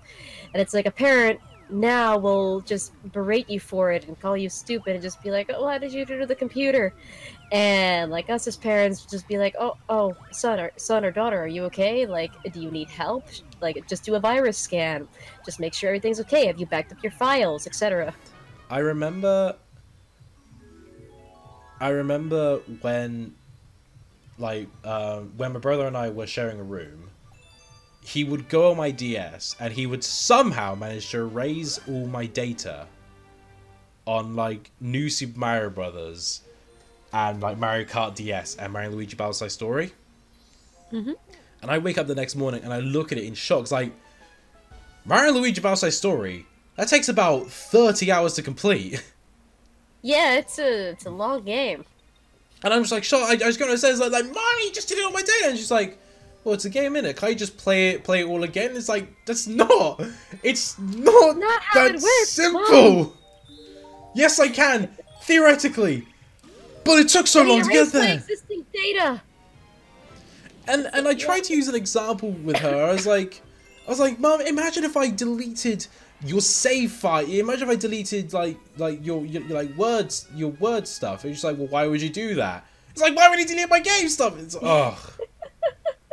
it's just like impossible. Yeah, it is. It's just like our generation explaining video games and technology to the previous generation of parents. It's just wow. Or like, goodness forbid you're explaining that stuff to a grandparent who doesn't really know about technology enough as it is. Oh my god, I was laptop shopping with my mum, like, before I came back up to Cardiff. Jesus Christ, I wish I didn't. I've had to be the resident tech person for a couple people, yeah. Yeah, but it's like she didn't need one that powerful. She because apparently, she just wanted to do some writing, which is interesting because I didn't know that she wrote. I guess she's a bit jealous I got a book published and she wants to copy me. But I digress. But yeah, some people just need a laptop for work and they don't need anything fancy. Yeah. So I was thinking, okay, a decent one, 4GB RAM, that'd be more than enough for just writing stuff, you know? Because I know she doesn't watch YouTube stuff like that. She has no reason to. It'll be just enough to write stuff, go on Facebook, stuff like that. So I thought 4GB RAM, that'll work perfectly. And I was in Curry's, the computer shop, like the big tech shop. Oh fuck, Mario, calm down. And you were in the computer store. Yeah, I saw a decent one, about 200 quid, and it was a modern one. And I explained to Mum, I said like this will have everything you need. It's a perfect one. She said, "Oh, I don't like it." I said, "Okay, what don't you like about it?" She said, "I don't like the color." And I said, "Okay, that's fine. You can always, you know, get a different color. Like they got red, black, and white." She said, "No, I want rose gold." Like, right, okay, so I find you one really cheap for laptop standards, I stress, but it's not rose gold. But no, I want rose gold. She spent £400 on one that's rose gold. Does it have what she needs? It's actually less powerful, but don't worry, because it's rose gold. It is gold. So that's all good. You have a salmon-colored computer. Fantastic.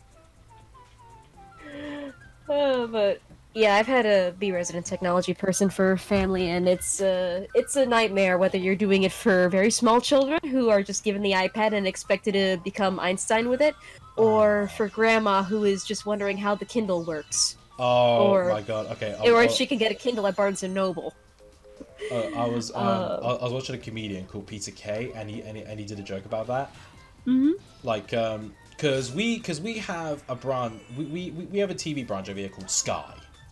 Yeah. And they pretty much introduced the concept of pausing live TV, like before TiVo was popular over here. You know.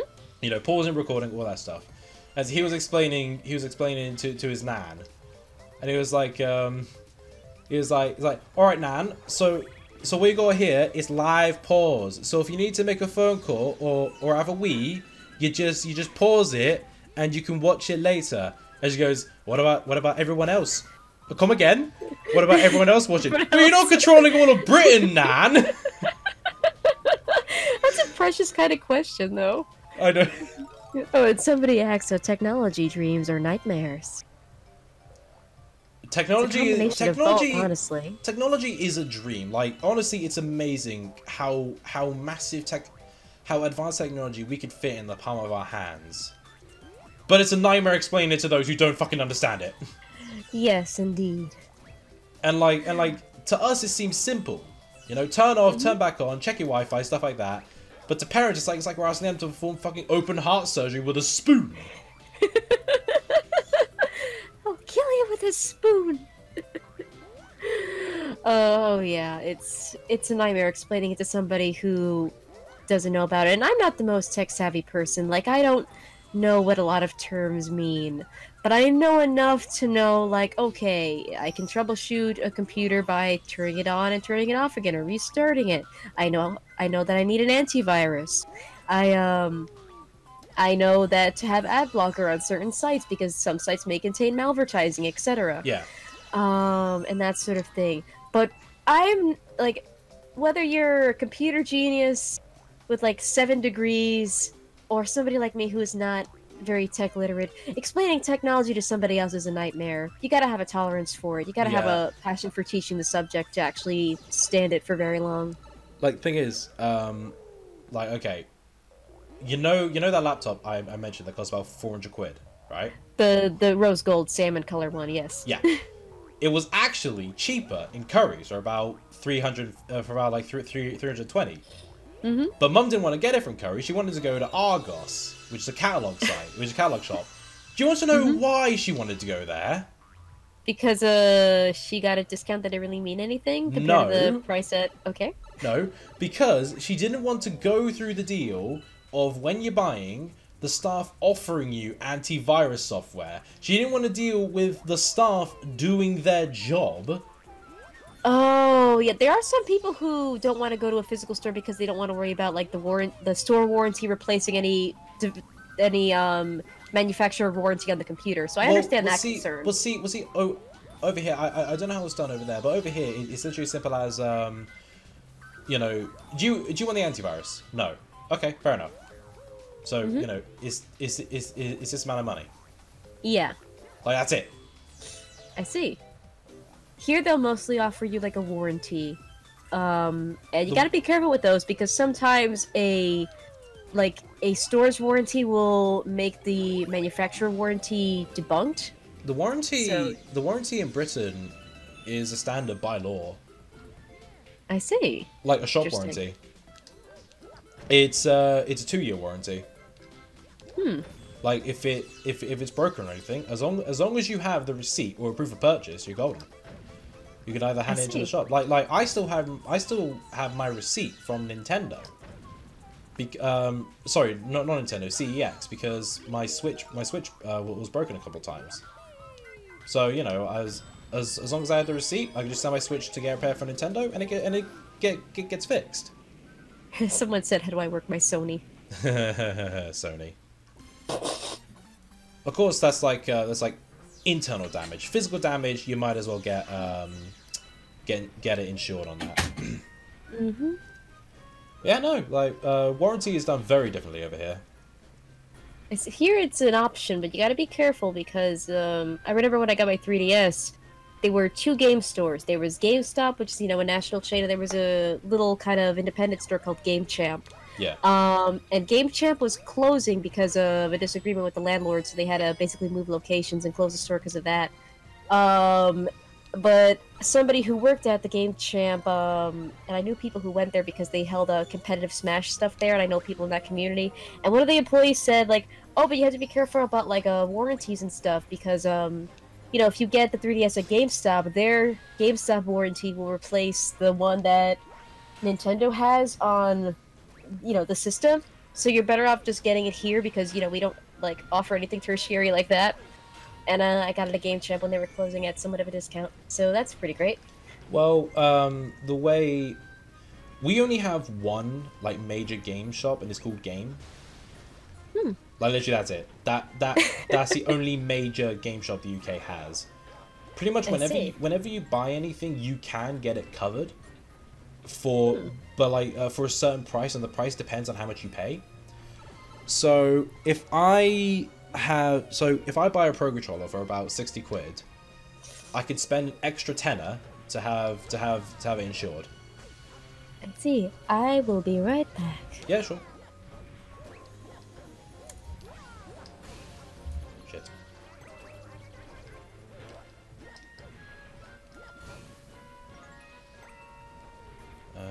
Okay.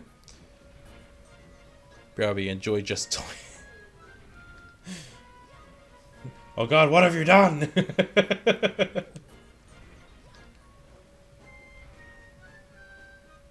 Is that a motherboard?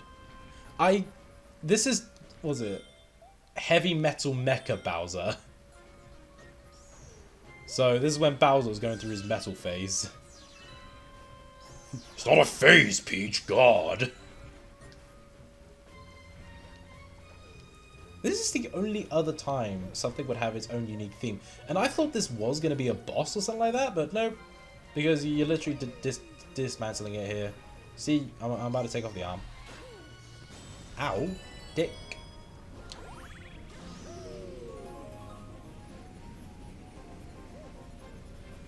Your friend is so cool, Tommy. Yeah, she's awesome. She's a good mate.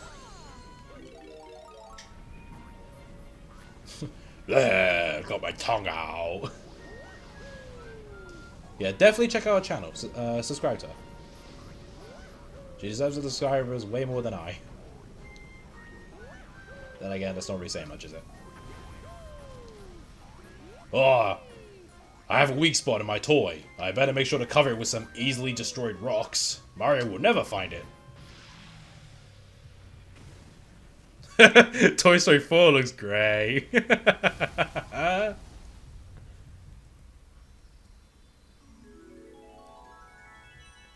The Soldier Boy console leaked image is just a stone with holes in it. Yeah, I heard Soldier Boy. Yeah, well, I mean, it's sort of like Soldier Boy finally removed the system. Thank God.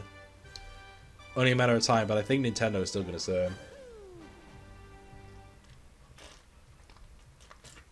Which apparently you could face up to 20 years for breaking copyright infringement twice.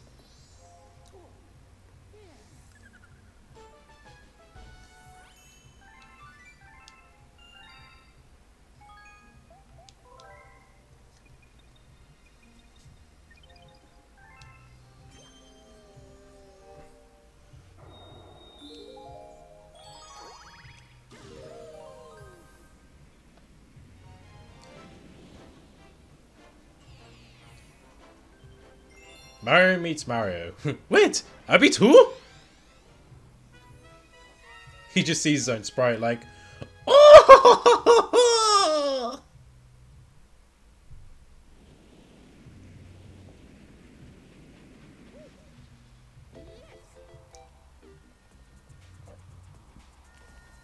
Look out for the train. Oh, Suzuko. Why? 'Cause I say so. Hey, Captain Toad! We got a broken wheel! We can't keep going! All systems are go! But sir, all systems are go! 'Cause I say so! And I have arrived once again. Welcome back. So, did anything interesting happen while I was gone? Well, like, I was riding the train and Captain Toad was, like, saying, you know, all systems are go! Why? 'Cause I say so! I was imagining just, like, situation. It's like, we broke a wheel, but all systems are go! And according to Gary, Toad is sounding like Marge. Hi, Homer! I'm Marge! Don't have a cow, man. Who's saying that? I don't know, I can't do a Bart impression, and I don't know any Bart lines. I didn't, watch The Simpsons growing up. Wow, don't have a cow, man! I remember when my family considered something like The Simpsons edgy. And then, like, when I was a kid, they didn't like me watching The Simpsons, even if I was just flipping through channels or something, because they thought it was a quote-unquote fresh show, which is, the term fresh for a Christian household is basically just code word for a show that contains edgy or sexual humor or sexual situations. They that must may not be appropriate for that children. must have been a very confusing conflict when the Fresh Prince of Bel-Air aired. Oh no, the Fresh Prince of Bel-Air didn't count. It's It has fresh in the fucking title. No, it's not the title that mattered. It was like any show that was like kind of geared toward adults, or like anything they didn't think had like family or Christian values or things like that. But you know, the word "fresh" was used because you know they didn't want to say like, "Oh, that show is has porn in it," or "It's has sex in it," or anything like that. And Author, are you on those fresh websites? Exactly. That's a good example of how they used the word "fresh" in my house growing up. Another example of my cousins were over and my aunt was over during Christmas vacation, and the little girl and her mom are watching Netflix, and she wants to watch a certain movie, and the mom just shouts, "That's a fresh movie! Don't watch that movie!" What's the film? I'm genuinely curious. It was something called Dirty Girls, but I'm not sure. It's Netflix, so anything on Netflix could be possibly pornographic because that's kind of Netflix's style. It took me a while to figure out that Netflix airs different things on different... it region locks some things, which is weird. Yeah. Because I remember someone was saying, like, oh yeah, Power Rangers is on Netflix. I'm like, what Netflix do you have? Yeah, like, here in America, they have Sonic Boom on Hulu, but not on Netflix. But in other regions, we don't even have Hulu over here. Yeah, because I think Hulu is American only. Yeah, so like, it's like I remember I was watching Death Battle. It's like you know, this episode of Death Battle is brought to you by Hulu. I'm like, what the fuck are you on about? Oh yeah, but like in other regions, Netflix does have Sonic Boom. It's just for every region that's not America. Oh yeah, well no, not even UK. Oh, they don't have it in the UK? Nope, believe me, I looked. It did for a brief moment. Someone asked what's a Hulu. Good question. For those who are genuinely confused, Hulu is a streaming service very similar to Netflix, and they kind of stepped onto the scene with these really weird commercials that are like, currently the commercials you see for Hulu on YouTube are like, don't sleep on a queen-size mattress, it'll ruin sleeping. Don't sleep on a king-size mattress, it'll ruin sleeping forever. Don't use 2-ply toilet paper, it'll ruin going to the bathroom forever. But the original Hulu ads that they started out with and introduced the platform with were like trying to be like some almost like borderline conspiracy things where they took like actors and stuff and just kind of had them be like, oh yeah, we're part of like this race of like reptile creatures and we want you to get Hulu so we can like brainwash you or something. And that was the plot of those commercials. That just gives people a reason not to get fucking Hulu. Yeah, it was a weird ad campaign. But yeah, they said, I know what Hulu is. I was just mocking Tommy. I just still look at, you know, stuff that, you know, because people talk about what is and isn't on Netflix. I'm like, I know the American Netflix has UK Top Gear, but doesn't have Doctor Who. Weirdly enough. Huh. And yeah, like Netflix is mostly becoming its own original content rather than. Well, yeah, but the Netflix content originals from other places. Yeah, but the Netflix originals are a little bit shit. Let's be real. I thought Orange Was the New Black was okay, but eventually just kind of. It's passable. Hootered off in something else. It's passable. That's what it is. Yeah, and like, you know, I would have been fine with, okay, it's just this woman's experience in prison. It's based on somewhat of a true story about this, because the writer, like the person who created Orange is the New Black, actually did go to prison. And part of that story is relaying her experiences there. But then it kind of also just became political commentary, and it's just, I don't want this. The only Netflix what happened original, to just, yeah. The only Netflix original I actually enjoyed was the Godzilla film. The Godzilla anime film. They also have a Castlevania anime, which I don't know. I know, and that okay, two things, because that one is that one's actually really good. Yeah, we don't have Netflix anymore, but I watched it recently at a friend's house because they wanted to watch it. So I watched the first episode, and then I had to go home. And it's actually pretty good. It is. Season 2 is amazing. You have to watch it. Why don't you just buy Netflix? I don't know, I've considered it, but I'm kind of satisfied with Hulu because a lot of the shows that I like are on Hulu rather than on Netflix, because Netflix is constantly changing their what they have. They took a lot of the good stuff I liked out. Like, Netflix is how I got introduced to a lot of foreign films and horror films, and then they took all that stuff out. And I mean, if you want, I give you my Netflix account and save you on a couple quid. I mean, you don't have to. I don't mind it. Oh, that's very nice of you. I mean, you know, I gave my account to my mates before, and how my family are using it for free. They just can't watch anything currently because I've got no money in the account, so they can't watch anything for about a week. Oh, I see. And they can't like complain for it because complain about it because they're watching it for free, so they're gonna have to fucking wait. That's the thing about sharing accounts that I worry about. That is a reason I've never done it. Just because, you know, like if anything happens to that person, you're at their mercy. Sorry, Nafis saying just go. Oh, see you later. Thanks for sticking around. You have a good evening. Anyway, sorry, as you're saying. Yeah. But yeah, when you're sharing an account with somebody, you're kind of at the other person's mercy and that sort of thing. It's a reason why I've never done it. And also I just worry about cybersecurity. And that sort of thing. Like, I don't want to, like, be a reason why somebody's account suddenly has weird stuff on it. Well, you can create multiple accounts on Netflix, so you know. You can create multiple profiles and stuff. Yeah, I just have a guest account, so you know you can just use that one. I guess I'll think about it if anything. But yeah, Netflix was constantly just taking stuff out, and you know, like I couldn't even watch the stuff I wanted to watch on there anymore. So I'm currently on the fence about getting it, but leaning toward a no. All right. And plus, they don't have the Golden Girls. So I've just been watching the Golden Girls on Hulu like for a while, and it's great. Well, yeah, it doesn't have the Golden Girls, whatever that is, but it does have Friends. And as we all know, Friends is pretty decent, innit?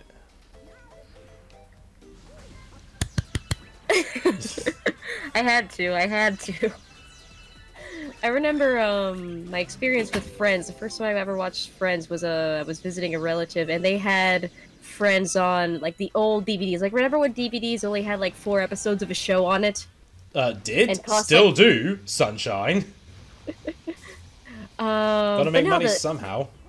Well, they can pack more data on a disc, but back then, like, DVDs were still a relatively new technology, so either you got a feature films or just, like, 4 episodes of a show on DVD, and that DVD was, like, $40. And you were lucky if it had, like, bonus features or anything. Do you remember the old anti-piracy things you get? You can't download a car one? No, like my fave, like obviously you get those moments before, like, the DVD menu. Mm-hmm. But, like, I saw someone took the piss. They literally got, like, a plug. Like a USB plug adapter, you know, for USB chargers, stuff like that. Mm-hmm. And, like, they plugged in a memory stick, and it's like, you wouldn't download a house. We got those same ads here, but they didn't appear before the DVD started. They appeared in movie theaters, and they were very popular. They never in the cinema for us. Never in the cinema. They were always on DVD menus. They were always in the cinemas, and The thing is, they were on DVD menus, and they were unskippable. They made sure they were unskippable. Well, that's dickish. Well, it's anti-piracy, isn't it? Yeah. Another new thing cinemas will do now is that instead of airing those like anti-piracy ads before the movies or even the commercials for the movies start, is that they'll do like a little video about why you shouldn't talk during the movie or why you shouldn't have your cell phone. Like the Alamo Drafthouse is a really scary one where it's they're watching a monster movie, and this asshole in the audience is just, you know, like the picture of a loud, grotesque man, like nomming on popcorn and theater snacks and just loudly talking and just like, yeah, the guy dies at the end, and then like a monster, like a tentacle monster, just grabs and pulls him up to the ceiling, and then just, you know, he remains there for the rest of the movie, because he talked during the movie. we don't have of all the cinemas I went to, none of them display any, like, you know, no talking during the film ads.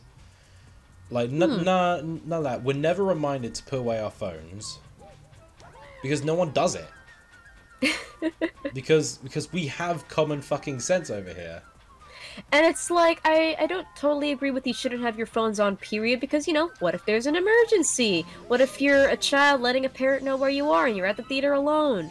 Or something like that. So, like, I understand putting your phone away or keeping it in your bag or in your pocket and obviously not, like, having a phone conversation on it during the movie, but texting is fine. When I went to see Deadpool 2, when the adverts were on, whenever there was, like, whenever it showed, like, the logo of an upcoming film, I would just see a big bright flash, and I looked behind me, someone was taking pictures of all of the logos.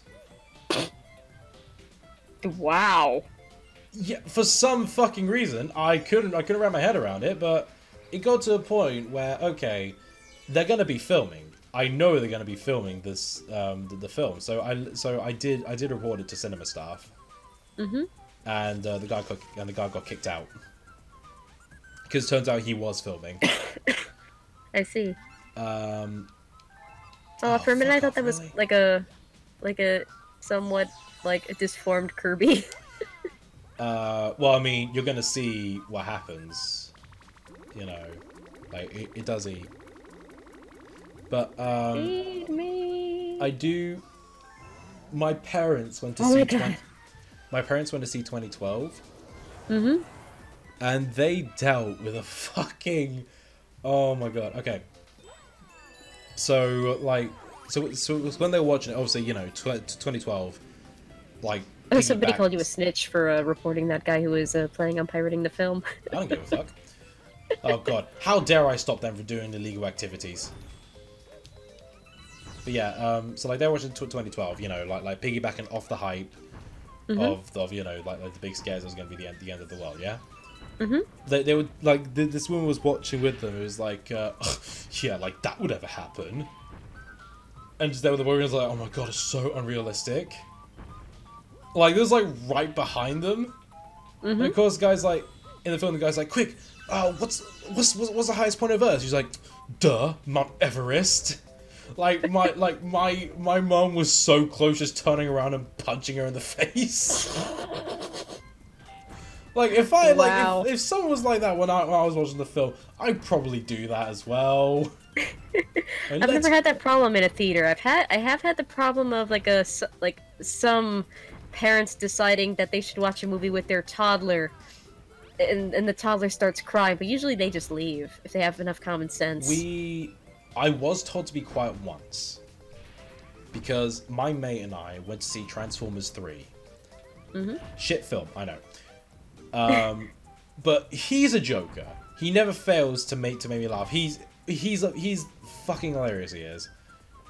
And of course, because the film was utter shit, what's the best way to keep your sanity in check? Comedy. You talk. So like he was making the occasional joke here and there. There's one moment where Bumblebee kicks like a balled up Decepticon, and he just leans to me and he goes, hey, bend it like Beckham. And I was fucking in tears because it was just well timed. I was dying. And the woman in front of us just turned and said, "Can you two please shut up? Like, we're trying to watch the film." We didn't. and she did report us. But the staff just turned around to her and said, they're having their own fun. Like at the end of the day, they are like 13, so they're not really doing anything wrong. Yeah. But oh my god, like his humor was the only thing that was keeping us sane. Like I remember when my ex and I went to watch San Andreas. Another shit film. But oh my god, we were laughing for all of the wrong reasons. Oh, and people are telling their stories. Your neighbor friendly, handsome neighborhood peacock. Yep. Said, I had to deal with my aunt bringing her kids to a scary movie. Oh god, what the fuck? Why? And Gary says, I got told to be quiet when watching the Emoji Movie with 5 other friends. Someone paid attention to the Emoji Movie? Last movie I watched in theaters was The Shape of Water. Is that any good? It's beautiful. I had like it's a kind of motif song stuck in my head, and I had it stuck in my head for so long, for like 24 hours, that I was like, F it, I'm doing a Sonic parody with Tikal and Chaos. My mate Okami and I went to watch Star Wars Episode 8. I just have the tendency to watch shit films, because that was even worse. But he was another case. We were fucking dying. Like it was the stuff he was saying. I can't remember much of it currently, but it was the stuff he was saying that was just like, fuck. And we both got pissed at the similar things, because like, have you seen Episode 8?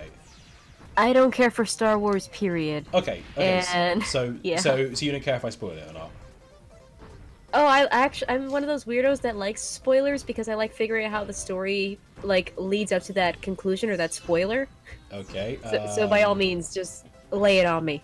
That's a very weird mentality, but okay. Basically, during the beginning, when the attack happened on the ship, like we see the cockpit with Princess Leia in it get blasted off into space.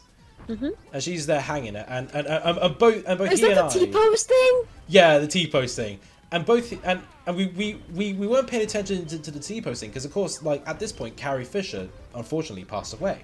Yeah, it's and like... we saw that, and we thought, oh, like both said, it's like, oh, I guess this must be how they're gonna kill her off. Like, I have been told that story, and I just think, no, poor Carrie Fisher, poor Debbie Reynolds. What is like that's the last movie she was in, and she's in a gosh darn T-pose. But it's like, well, it's like we saw it and we thought, oh, okay, I guess this is how they're gonna kill her off. Like, not the best thing to say. Yeah. But it's like, you know, when it was like, you know, when one of the lead actresses passes away, how was she gonna do it? You know. So that's all we thought. Then we saw a fucking T-pose to the fucking ship. And at that point, the T-pose was a meme. Yeah, and we thought, what the hell was this? Like, we were fucking, like, we were outraged because, like, you should have just killed her off there. Because at least then, it would be the better way to do so than fucking, you know, adding in CGI, and very obvious CGI, you know? Or replacing the actress and then just having it not be the same. And having fade out lash by replacing the actress. And we just like, and we just lost interest. We just started taking the piss out of it whenever we had the chance. The only moment we sort of liked was the Lightspeed scene at the end. I see. I like your live stream. I'm hearing real English. Yeah, I was about to read that. Real English. Interesting. I believe he's from Argentina, if I recall correctly. Oh, I see. Well... forgive me if I misremember that, I mean. Well, glad to know that you're hearing English and that everything's at least somewhat understandable. Well, I am from the country in which the English language was originated, so, you know. And I am from the country that took the Queen's English and then just butchered abandoned it. It really pissed me off when, like, America, like, you know, I'm not one of those assholes who's like, oh, English, like, British language is superior language. Like, you're not Natalia England yelling at America, just being like, use the Queen's English, you bloody git. Well, no, that's not what I'm getting at. Like, you know, if you want to spell color with or without a U, that's, you know, whatever at this point. But, like, it does piss me off whenever Americans ask, like, oh, why don't you use the proper English? Like, excuse me, where do you think the English language originated, you daft cunt? It's like, yeah, speak American English. Like, oh, I remember seeing someone get so pissed. Because you know how some websites, whenever there's like a country language option, they normally have a flag. Yeah. Like, I remember someone got so pissed where it's like, oh, why does the English option have the UK flag? Like, think about it for a moment, then ask again. Like, yeah, how stupid and self-centered do you have to be? Like, American English has so many different dialects to it on its own. Like, North and South can be almost considered two different places in terms of language. Like, yeah, it's kind of amazing when you think of it. It's fascinating when you really look at language and just look at it from, like, state to state, province to province, just even town to town. Like, just little changes and quirks in the language here and there. It's utterly fascinating. I mean, Britain is still multilingual. Because, like, the United Kingdom consists of, like, 4 countries. Wait, England, Scotland? Yeah, 4 countries. But it has, you know, it's got English, Welsh, Irish, Scottish, and Cornish. Oh, speaking of, Cornwall and England just kind of scooping up his brothers and just incorporating them into himself, I have a question to ask you. Because, Okay, first off, I just want to stop you there because the creator of Italia actually confirmed that Cornwall is a girl. I know, but I couldn't find the source on that anywhere. Do you have the source for me? I remember seeing it a while back. I cannot find it again, I'm sorry. I was looking for it because, it crossed my mind recently, like, hey, maybe I should look for that, and then I couldn't find it anywhere. I kept getting, like, fan designs for Cornwall, and I was like, crap, if Hidekazu Himamoriya has, like, an official, like, Cornwall design, I would love to see it. Is that what you were gonna ask? Yeah, I was gonna ask if you had like a source for that Cornwall thing, but I guess not. don't have a source, but I do know that he didn't do a drawing of her. Oh, he didn't do a drawing. No, he didn't. Oh, I see. I just know that he subtly confirmed that Cornwall was a girl. Okay, like piggyback question: what do you think Cornwall Ton would look like?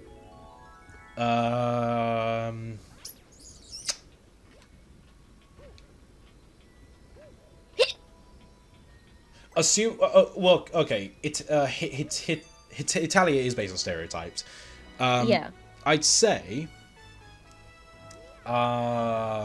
Be overalls and look scruffy, because Cornwall has a lot of history with mines. Oh yeah, the Tommyknockers thing. Yeah, the Tommyknocker tale. I told you about it. So would she be a Tommyknocker? No, she wouldn't be a Tommyknocker, but she would look like a miner. You know, like short, scruffy hair. Overalls, maybe have like, you know, one of the straps off the shoulder, you know? You know what I mean? Yeah. Interesting. Yeah, I am very tempted to draw that. Yeah, I think that's what she would she have the England eyebrows? Might as well. Like you know, like I mean she is England's little sister, so you know, might as well have the eyebrows. That moment when Sealand has a Hitalia caricature but Cornwall doesn't. Shut up. I'm still salty about that. Well, I mean, to be fair, Wales, Scotland, and Northern Ireland aren't there, so that still makes me happy at least. Oh, and did you? Okay, do you know an interesting fact?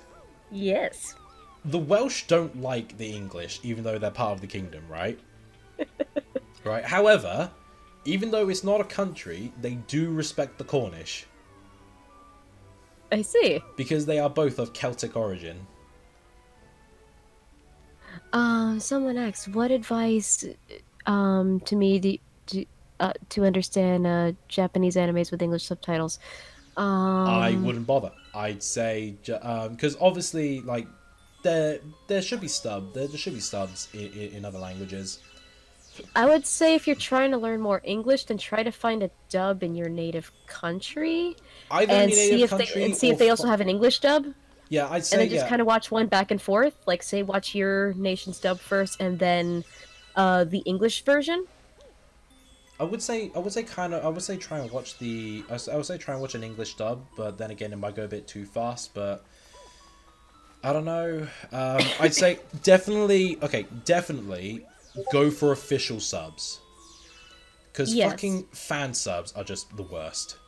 And also, you have to be careful with some dubs, because some dubs do change the content of the show a little too much. Well, yeah, but like they do that for the reason. But like fan subs, they just outright won't translate words and just have massive translation notes. Either translation notes, or maybe the subs won't be of good quality, or the animation being shown is obviously pirated, so it might still have like Japanese commercials airing on the side where the subtitle should be.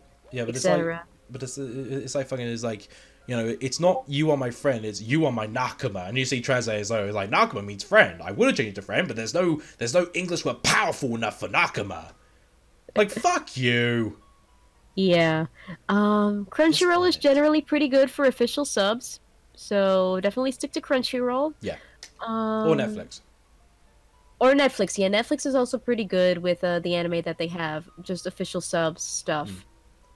Hulu, I haven't watched much sub-anime on there, because I prefer... The lumen that's been traveling with you may also grow up to become a star someday. Some lumens become planets, some become comets, and a few became power stars. I'm traveling with them while they look for a place to be reborn. But I never thought all this would happen. Sorry, like, Rosalina is the only character in the Mario universe that has a lot of fucking backstory, alright? Yeah, I didn't realize you were reading, and I was just like, oh, I should. Yeah, believe it or not, it's a Mario game. As you were saying. Yeah, I haven't watched any subbed anime on Hulu just because I prefer hearing a show rather than always having to, read the show. It's always the common criticism with subs. It's like, yeah, okay, it's more superior, but at the end of the day, you're just glued to the bottom quarter of the screen just to actually fucking read. And I will never understand why people think subs are superior when you're glued to the bottom of the screen and missing the actual action.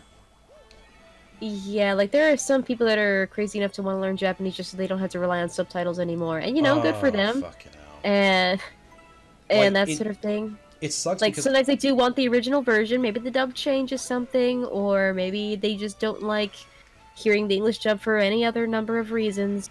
But yeah, I prefer. Like, if I'm asleep, I can't read subtitles. Or if I'm, like, drifting off to sleep, I can't read subtitles. I'd rather just listen to the show. And you know, dubbing companies are not what they used to be. They tend to stay more faithful to the original material, unless it's something that can't really be translated all the way. Yeah, the only time I ever saw... Like, you know, because Funimation handles most of the dubbing now. Yeah. And the only time I ever saw them take something out, which I can't blame them for, is... Have you seen the anime No Game No Life? I set up to a point, and then we no longer had cable. Sorry, what? It's on Hulu, so I might watch it again on Hulu where I left off. Well, it is heavily fan servicey. Mm-hmm. And it, like, especially considering the fact that, like, you know, a couple of the girls are underage. But yeah, there was one scene at the start of one of the episodes that was essentially like a sort of mini game sort of thing on how the main characters would dress each other, and it was essentially like borderline incestuous. Oh. Yeah, and it's like looking at that scene, you can't really blame them for taking that out. Yeah. Because, I mean, in Japan, that shit is somewhat acceptable, but over here, it's like, no, that wouldn't fly. Yes, no. It's, like, yeah, there are just different standards and practices for media in different countries, and Japan is no exception. Japan is censoring their animes now, which is weird. How so? Okay, they've recently been censoring the Dragon Ball films. Huh, well, They've been censoring the middle finger. Dragon Ball, so I'm gonna be totally lost on this one, but by all means, go ahead. They've been censoring the middle finger. You mean like not animating a middle finger?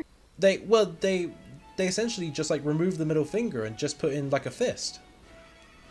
Huh. Because apparently, like, because of like American culture, kids realize what the middle finger means and that it's equivalent to swearing, and they just started removing it. But it's still in the American, like in the dubs.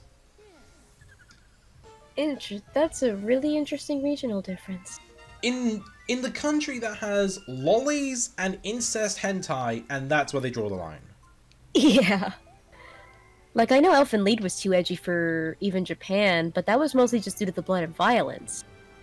And that show does have, like, nudity and stuff, which I think is pretty kind of okay. It may be a little bit edgy for Japanese standards, but I think they were more shocked by the pure violence of the show. You know, the fucking, like, I love their logic in censoring stuff. Yeah. Like, you know, like, okay, yeah, I watch hentai, sue me. But it's like, you know, like, how do we censor this cock? Put 2 lines on it. Perfect. I remember when Tumblr, before the current purge period of NSFW content, I used to read so many doujinshis on Tumblr, so much manga, oh, there's a so whole website much for that now. stuff. And oh my god, the censors for that sort of stuff in doujinshi just cracked me up. It's either 2 lines or it's just this big white mass. Yeah. Like, the Lord himself has given him the holy dick. It's either those 2 pathetic lines, a white, like, cloud, or it's just shadow. Like, I'll never understand the logic, but apparently it's good enough. Apparently. It's like, you can show them a bit of titty, that's fine. But don't you show them anything else. yeah, you gotta love that sort of censoring where one thing is okay, but then the other thing is just apparently not okay, but you're still kind of showing it anyway, and then something you just won't show at all. Over here in Britain, we just have a watershed. What's a watershed? Pretty much, if you want to swear, or it's like, if you have something that has borderline nudity and stuff like that, it'll be broadcasted after 9 o'clock. Because that's the rough time the kids have gone to bed for school and stuff like that. We have a similar thing here, yeah.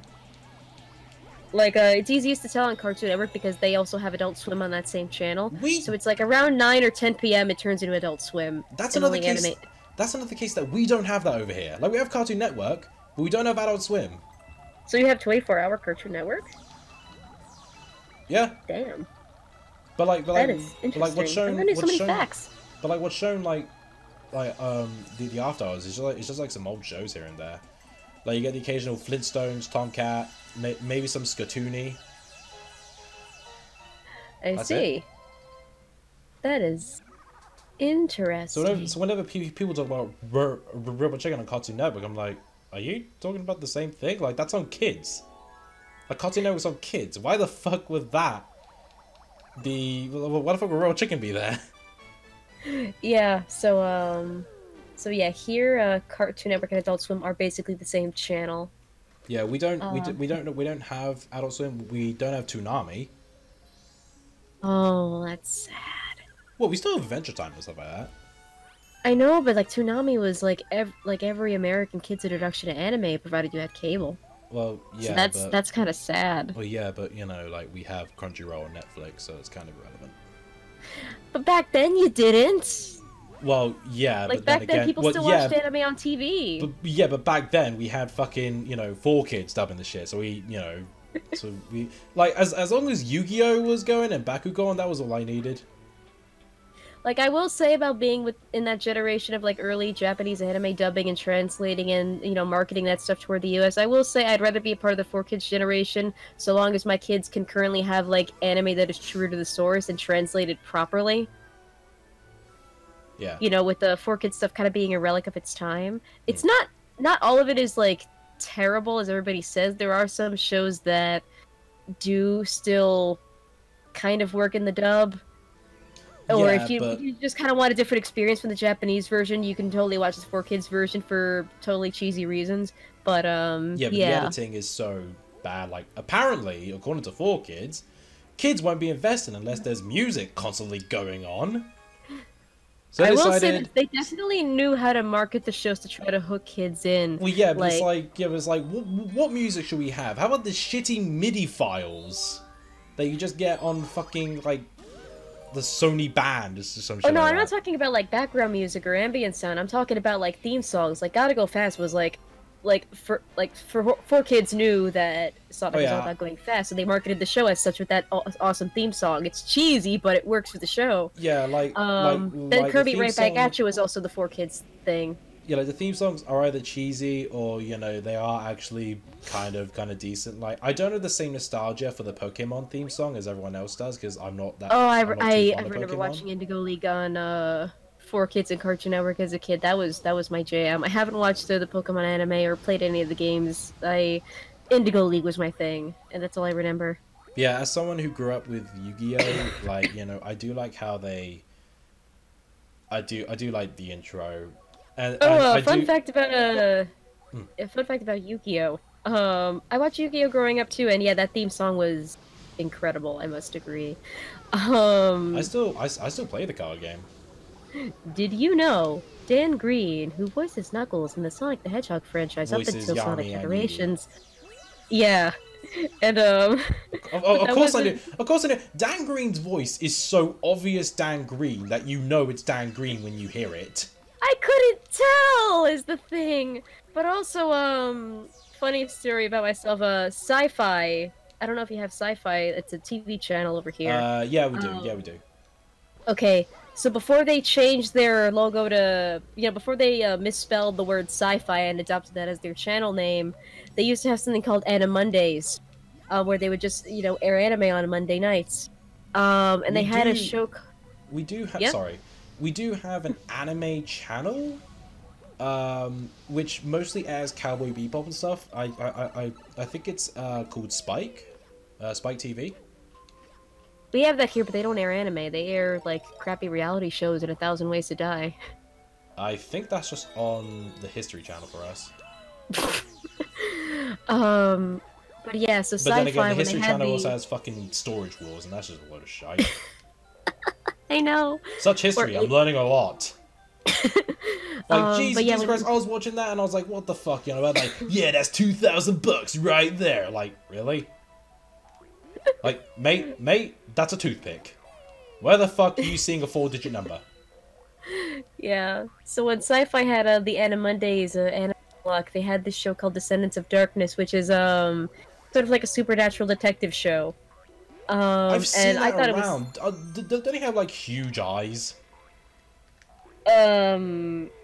I guess it's an old anime show, but yeah, to my surprise, Dan Green also voices one of the main characters in that show, and I didn't know it was Dan Green. And the reason why I kind of get a giggle out of that being Dan Green voicing the main characters because Descendants of Darkness is the most yaoi show I've ever watched. The thing is, and I watched Italia. The thing is, it's like well, I mean, Italia is straight up the yaoi show, but like, the thing is, like, I watch, like, you know, because I grew up watching Yu-Gi-Oh, I can just know when it's Dan Green. Because he has an obvious, hey, I'm Dan Green. It's, you know, it's just like... I don't find Dan Green's voice that obvious. Like, I couldn't tell he voiced Mephiles either, because it's such a drastically different voice. So you have Dan Green radar? No, it's just so obvious. I couldn't tell! You don't watch as much Yu-Gi-Oh as I did. I haven't watched that show in forever, okay? Did you know that? Did you know yeah? that Charles Martinet didn't always voice Mario? Yeah, I would assume he didn't always voice Mario. No, I mean, in the entire time he's voiced game characters. He voiced 2 characters outside of Mario. Yeah, there's that dragon from Skyrim. Yep. And I don't know the other one. Homunculus from Shadow of Destiny. Interesting. Which is a shit game. And I've seen clips of him as the dragon from Skyrim, and wow, it's like It's like night and day, isn't it? Yeah, it's like night and day. I think I was watching a Hitalia like voice actor panel once. I don't know which one it was, but I think one of the voice actors said on the panel was like something along the lines of the best compliment you can give a voice actor is I didn't know that was you, because that just proves that they're really good at acting and changing their voice in certain ways. Oh, like the actor who gets the award for that is fucking Troy Baker. I can usually tell when it's Troy Baker. Sometimes I can't, but like he's in everything. It's like Laura Bailey. Laura Bailey is one of those voice actresses that's in everything. And Tina Fey. Not Tina Fey. Tara Strong. Tara Strong, too, yeah. I can tell when it's Tara Strong, though. Like Timmy Turner, Harley Quinn. Like, fucking hell. Bubbles from Powerpuff Girls. Yeah. She's in everything.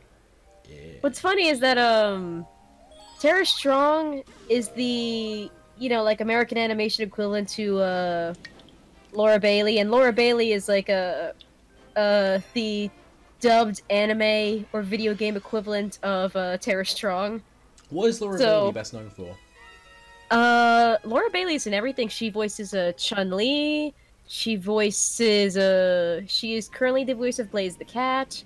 I'm trying to think of mainstream anime that Laura Bailey was in, but well, I doubt she's in everything. Is she in Mario? I don't know. I never really played Mario games before. You don't need to play Mario games to look up their fucking behind the voice actors. But what's funny is that on the subject of voice actors and listening to voice actors and things, my first encounter with Laura Bailey's voice was in an anime called Kurokami, which Jason Griffith is also in. Oh, really? And that was my first time hearing Jason Griffith's buttery voice. So well, I don't. Outside so of unlike, Sonic. I never played Sonic growing up, so I didn't even know he was Sonic. So that was like, everybody else would be like, oh, I first heard Jason Griffith's voice as Sonic, and I'll just be like, I first heard Jason Griffith's voice as Keita from Kurokami. Do you want to know an interesting fact about Roger Craig Smith? Yes. His first voice role as Sonic isn't in a Sonic game. It's in Wreck-It Ralph, right? No. What? Wreck-It Ralph? Wreck-It Ralph came out in 2011! Not even that, 2012! Okay, so, what was his first role? It was... His first time voicing Sonic was in Alton Towers, the UK theme park. Huh. Because there was a ride called Sonic Spinball, which had a Sonic-themed hotel. Which, of course, as you walked in, would play some... which would activate some voice lines of Sonic. That sounds like an interesting concept for a theme park hotel, and it makes me scared, but it's making me very curious. And it's the only time ever you would actually hear Sonic say, "Smoking is not allowed." They should have made him say, "Smoking is no good."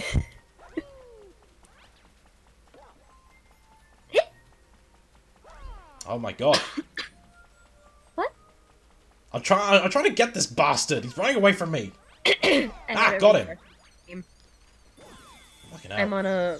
I think I'm on a severe delay. Even the comments aren't loading for me. Don't worry. The comments aren't saying anything. Though you can make it a bit easier for you and switch to live chat. Sometimes top chat doesn't show all of them. I see. So this is the planet from earlier, people, but I'm going to show you something interesting. A fair amount of people know this. For those who don't, just going to walk in here.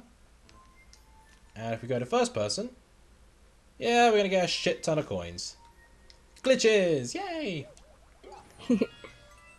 You know, I never understand... Okay, so it's fine to criticize a game when you encounter a glitch, right? That's fair enough. Like obviously, you encounter something, you encounter something that has broken it, and that's whatever.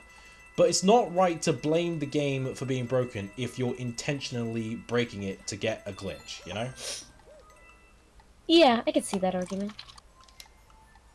Because like I remember someone was doing a glitch fest of like Sonic 06, and like there was some glitches that would like roll the credits and stuff like that by doing a certain thing. Because someone was like, "Oh my god, this game is so broken." It's like, you kidding me? You have to do like 27 steps to make that glitch even happen. Not to mention that you know, the fact that Sonic 06 is broken is really old news. Like you're not saying anything revolutionary by saying that. But if you're trying to make a glitch happen anyway, if you're purposely trying to break something, then you can't say the game overall is awful. Yeah, it's like you can't blame the game when you outright. You know, it's like saying a movie is terrible because it doesn't have your favorite actor in it. Oh my god, fucking okay. E3, like people said, like, oh my god, it's like the worst E3 because they didn't announce this game and this game. It's like, you can't judge E3 because it didn't have your because of what they didn't have. Yeah. Like that's not a fair judgment on E3's part, you know? Yeah. Like you can't judge content that isn't there. Yeah. Cause like, you know, people are saying it's like oh my god, it's like, okay, yeah, Smash Brothers, but they didn't announce F-Zero. So they probably like, because they didn't announce it, like, doesn't mean they won't. Like, obviously they're not making an F-Zero game, so what? Or at least not now. Maybe it'll happen in the future, but it's currently not happening now, so I don't know why you're getting in such a fit about it. Just wait until the fucking Nintendo Direct. Exactly. Like, there's so many ways to keep up with video game news to the point where something like E3 or Comic-Con is kind of old news. Like, that's... Like, you could just look up stuff online now. Like, those conventions aren't really necessary anymore. They're just kind of there because they're, you know, like a trademark. They're a mainstay. People like going to them because it's a thing. Well, yeah. But you don't necessarily need them anymore. Well, yeah, you don't need them. But considering that E3's been around since, like, the 90s, and they still... And that is where they announce brand new games. Yeah. Like, they kind of want to make it a big deal, considering that a lot of people still do go to E3. Yeah. I mean, the view counts don't lie. Yep.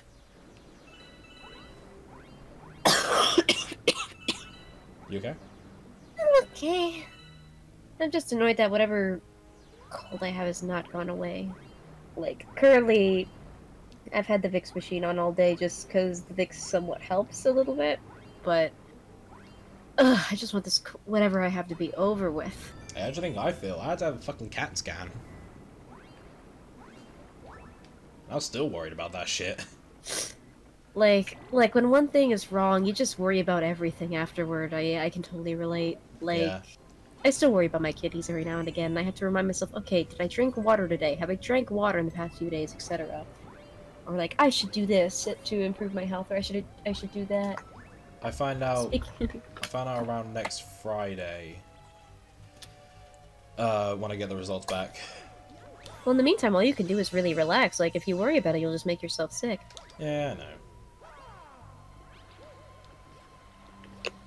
May God cure us in cold weather. I don't even think I've had this in cold weather. I've had this cough since August.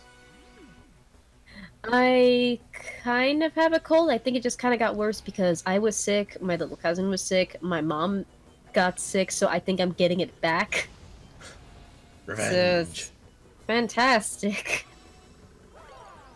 Just in case you guys didn't miss Camilla, she's here.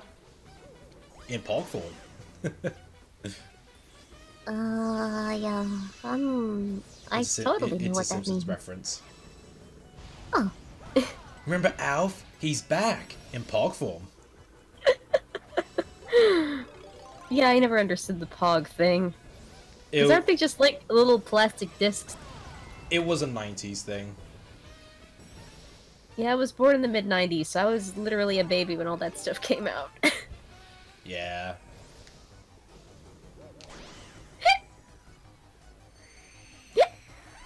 But they were pretty much just like a cardboard disc with a paperclip, not paperclip, sorry, staple in them. And you pretty much... How is that a toy? You pretty much had a coin and you flip them, like by bashing the ground to make them flip, and you know. How is that a toy? Because yes. Ow! How is that marketable with children? Considering how addictive fucking fidget spinners are you seriously questioning Pogs? I can at least understand the thing behind a fidget spinner because it's metal grinding up against metal and it makes a sound. A paper coin that you throw on the ground to try to make it bounce, that I don't get. Well, I mean, it's no different than marbles. You know? There was a thing you could do with marbles. There are games you could play with marbles. What's the difference? Fucking... I don't know why I find marble videos on YouTube so fucking addicting. Like, there's this one channel I watch called Jelly Marble Runs, and he literally made a whole thing called the Marble Olympics, and I watch that shit like it's fucking drugs. I really want to get, like, a collection of marbles, because they used to be popular back in my day, but, you know, I haven't had any since I was a kid. But yeah, you can do a lot with marbles if you get really creative with it. There's the old-fashioned way of playing marbles, where basically you have a ring, and it's basically kind of like handheld pool, but with marbles and no stick. You could use them as substitute pieces for Chinese checkers. Dude, I want to recollect my fucking Bakugan. I had an actual Pyrus Dragonoid, and I lost that shit. I had my only Bakugan came from a McDonald's toy, and I think it was supposed to be, what was the blonde kid's name? I forgot. Marucho. Yeah, I think it was, what was Marucho's Bakugan? He had a Prius. I think it was Prius, yeah. Yeah, Prius. Essentially the duck one, but without the bill. Yeah, he was kind of like this Kappa-ish kind of like a... Actually, thinking back on it, he kind of looks like the guy from The Shape of Water. Like, hey, I'm Prius, and I talk like this. Like he was literally just a comedy Bakugan. Yeah, he's like the comedy version of the guy from Shape of Water. Oh. I have to rewatch that show with that in mind, because thinking back on that character design, I can't help but get a giggle out of it. So, there's some things that are always funny in hindsight, you know? Yeah. I swear this is I have a lot of those moments. What's one thing that's funny to you in hindsight? I don't know. No, I don't know. Wow. I don't really think that deep into the stuff I watch, really. Well, I'm the opposite. I keep finding motifs everywhere, and I can't help but think about them. I just look back at the stuff I watch, and I still laugh at them, like fucking SpongeBob, man. Like classic SpongeBob, I will forever love because it's still okay. There's this one old SpongeBob joke that is funny considering the U.S.'s current state of politics. Like, what are you supposed to be? I'm Texas. I thought you were stupid. What's the difference? No. It's like, hey Patrick, look who I am. Stupid. It's like, no, I'm Texas. What's the difference? That joke still holds up. Disturbingly well. The SpongeBob joke that still makes me laugh, and I was looking back at it on my Rocket League stream, and I was still dying just remembering it. Is the Doodle Bob episode? Oh yeah. Where like SpongeBob and Patrick fall down the hole Doodle Bob draws, and then they peek back up. He draws a bowling ball, bowls it to them. Patrick turns into a fucking bowling pin. Hits Patrick, gets a strike, then it falls down and double strike. You okay, Patrick? Finland. What about the chocolate joke? Kind of overstated 12. Okay. Yeah, I didn't find it that funny. It was alright. But nothing beat Doodle Bob. What about the one episode where they're trying to deliver a pizza? Have you seen that one? That was okay. The only one I liked was when SpongeBob was constantly talking about the pioneers. And Squirrel was like, and now you're telling me they thought they can drive, just runs over him with a giant fucking rock. And a joke I was recently reminded of was it's Ferrickson Day. That's from the Bubble Bob episode. Not only is Leif Erikson Day an actual holiday, there is also a park. I discovered there was a park also called Leif Erikson Park that I need to go to on Leif Erikson Day just for the joke. It became an actual holiday because of SpongeBob. I think it was an actual holiday before SpongeBob. I think SpongeBob just made a joke about it. Probably.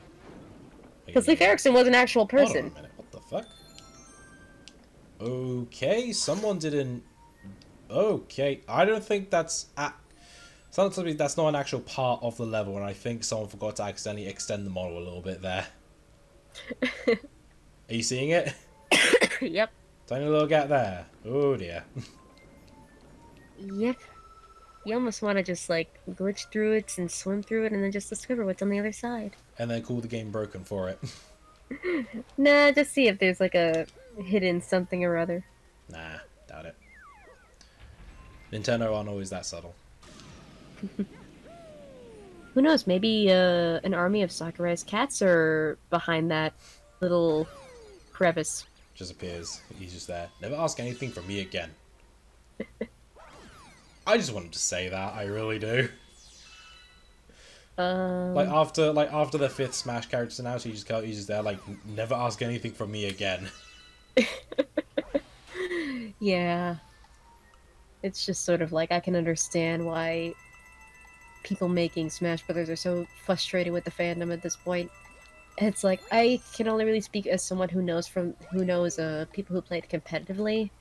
Oh like, my god, I met your friends who wouldn't shut the fuck up about hitboxes. Like, Jesus Christ. Get a life.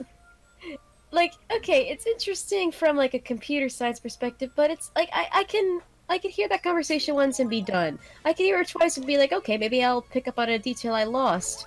But then it'll be like after the 3rd or 4th time, it's like, okay, moving on.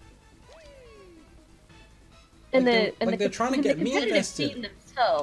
And the competitive scene itself is just a mixed bag. Like, I've witnessed so much, like, politics, just people running the tournaments alone that just make them look so professional and make, you know, they really want to make esports and fighting games like a competitive sport, but it's like, this is how you act and treat people competing.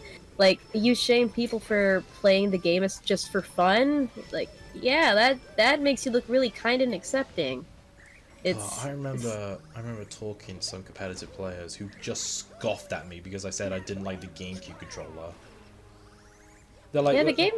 Honestly, I don't really get the GameCube controller either. It's kind of a mess of a controller. They're like, you got to play Smash Brothers with a GameCube controller. I'm like, sorry, I prefer Joy-Cons.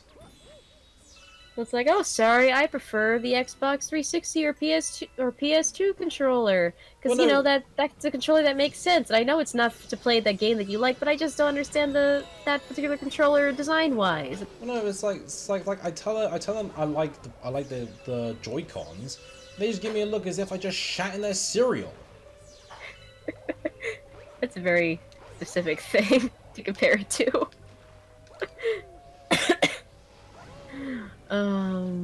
But yeah, I don't really understand the competitive community on that front. There's just kind of, I've just been witness to a lot of drama and politics between people organizing those events on its own. That just makes me think, yeah, this is not going to be considered like a professional, like actual sport for a while until you get your stuff together, and you know, it doesn't encourage people who like playing the game for fun to join. And I think that's kind of what they want. They want to get people interested in playing the game competitively, like from the people who, and you know, kind of recruit those people who like playing for fun into that community, you know, just for kicks. Yeah. But then they treat it like it's football or soccer or, you know, like an actual physical sport that's established by like some higher authority, and it's like, no, not yet, at least. There's. I mean, sometimes I can't handle talking to people about sports because sometimes they just take the piss. I mean, you know, I'll talk to them about me home team. Like you know, if we're talking about the World Cup, then I'll gladly support England and stuff like that. Yeah, like I think everybody kind of, even if you don't care about sports, you kind of just root for your team during the Olympics. Oh no, fuck it! Oh my god, my mate pissed me off because we were watching the 2010 World Cup at his house. It was England versus Italy, and I said, oh, are you hoping England's gonna win? He said no. I went, why not? And he said, well, because we never win. I said, yeah, but it's your home country. He went, yeah, so? I said, all right. So you're not going to support your home country? He's like, no. The 2020 Olympics is going to be hella interesting because it's taking place in Japan, and just their ad at the closing ceremonies for the most recent Olympics was just, wow. Well, yeah, but like, I was talking to him, and he said he was supporting Brazil. He's not even Portuguese.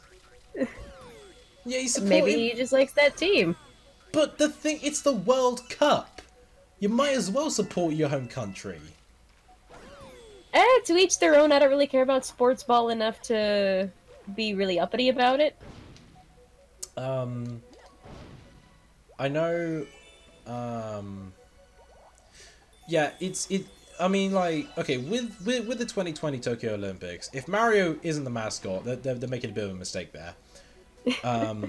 But it's okay, you want to hear my dorky predictions for the 2020 Olympics? In terms of what?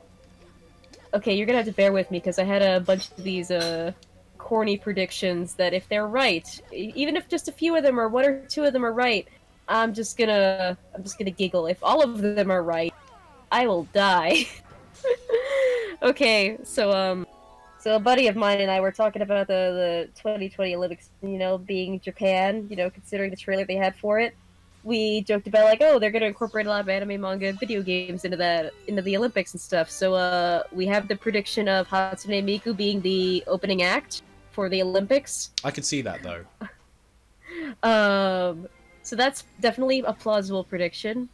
We had the idea of Mario and Sonic at the Olympic Games. That game comes out for every Olympics that they have. Well, it didn't come out for the 2018 Winter Olympics.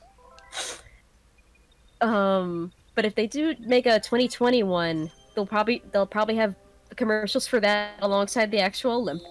Perhaps they'll have like commercial breaks of Sonic racing against Usain Bolt or whoever is the current like fastest runner Usain Bolt person. Yeah. If Knights flew through the Olympic rings, I would just smile from ear to ear. I doubt Knights would appear, but alright. Of course they're gonna have Goku somewhere. Yeah. Maybe lighting the Olympic torch or something. Because, you know, he just fires his Kamehameha blast at the Olympic torch. You don't know. Obviously Mario is gonna be somewhere in there. And those are the only predictions I can remember. I wouldn't be surprised. Okay, Miku, Mario, and Goku. Those are the ones I can see happening. Be a bit of a missed opportunity if they don't. I mean, because of course, you know, people would argue where it's like, oh yeah, but like no one else is gonna get that.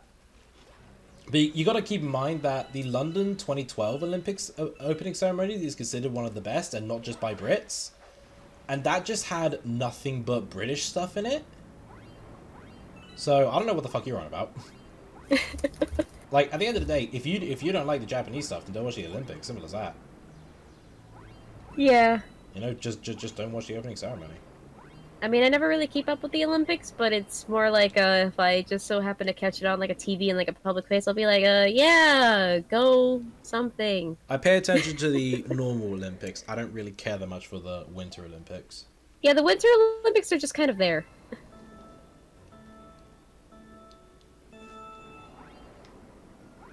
Yeah, it's like they're there. Like, oh, snowboarding, excitement. Like, I mean, it's interesting, but it's not. It is never greeted with as much fanfare as the normal Olympics. No, it isn't. Just like, hey, it's a thing. Like, really, if they want to showcase those sports, just have like a big open field filled with artificial snow, and then have like a sort of like winter portion of the normal Olympics. People. I mean, it'd be expensive as hell, but yeah, that really want it to get that much attention. Well, that's what it boils down to, cost. Like they wouldn't bother with it.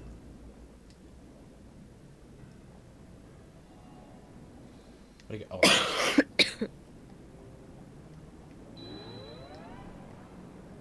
Ah, you bastard! Really? There we go.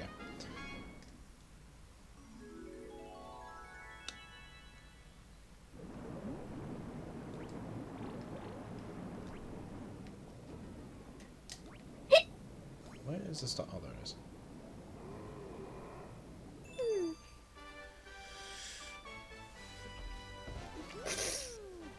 Yeah, the Tokyo Olympics will be interesting, especially now that surfing and skating are now official Olympic sports.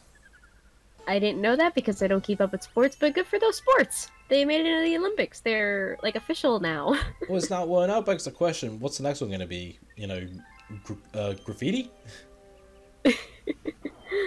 Well, there are a lot of nerds who want to get esports in there. It's just, I mean, I'm very mixed about it, but maybe in the future. I just don't think it's going to be taken very seriously now. But maybe like 50 years down the line. Like maybe my grandchildren or great-grandchildren will be like competitive Olympic level sports people. Yeah. I want Olympics in Antarctic. That's not gonna happen. For one main reason, being that there are currently seven different countries that claim certain ownerships of certain parts of the Arctic. Yes. Because they set up their own fucking stations there. It's mainly just scientists there. Yes. It ain't happening anytime soon. Yeah, unless all those scientists in the Antarctic were like, okay, let's call a truce and host an Olympics of our own, then. But, yeah. I know, it's a really crushing thing to realize. Did you know that Adolf Hitler wanted to build a massive stadium in anticipation for when Germany would win World War II? I did not know that. It was going to be one of the biggest man-made constructions ever built. I believe if I recall right, it was believed to hold around 1 million people, and it could host all the Olympic events. Wow. Of course, it was never built because Germany lost. That is interesting. That is not a trivia fact you learn in U.S. history books. Well, of course, because, you know, in the American history books, anything outside of America doesn't exist. And it's outside of, like, things outside of America do exist. It's just sort of like, they're, like that tidbit, for example, I didn't know of. Like, American history books focus on, like, the big, world-changing things, but sometimes it's fun to learn about, like, little trivia things, too, you know? Yeah. Like, I would like a history book that just has, like, a page devoted to Hitler's paintings, because Hitler was an artist. He wanted to get into art school, but failed the entrance exam multiple times. He was an artist, but I read he wasn't that good of an artist. There's a debate as to how he failed the exam. Some people say it was his drawings of people and anatomy. Some people say it was his architecture. Yeah, he couldn't exactly get angles right, I believe it was. Yeah, like, there's this painting that he did called The Courtyard of the Old Residency in Munich. where you just kind of see the windows, like, slowly merging with the ground. Yeah, I saw that one. And, you know, windows aren't on the same level, and the rooftops are different sizes, the doors are different sizes, there's a window literally above a door. Thing is, if Hitler submitted that nowadays, that would be accepted as art. Yeah, it would be. You know, it's a pretty... If you're not that nitpicky about art, it's a pretty painting.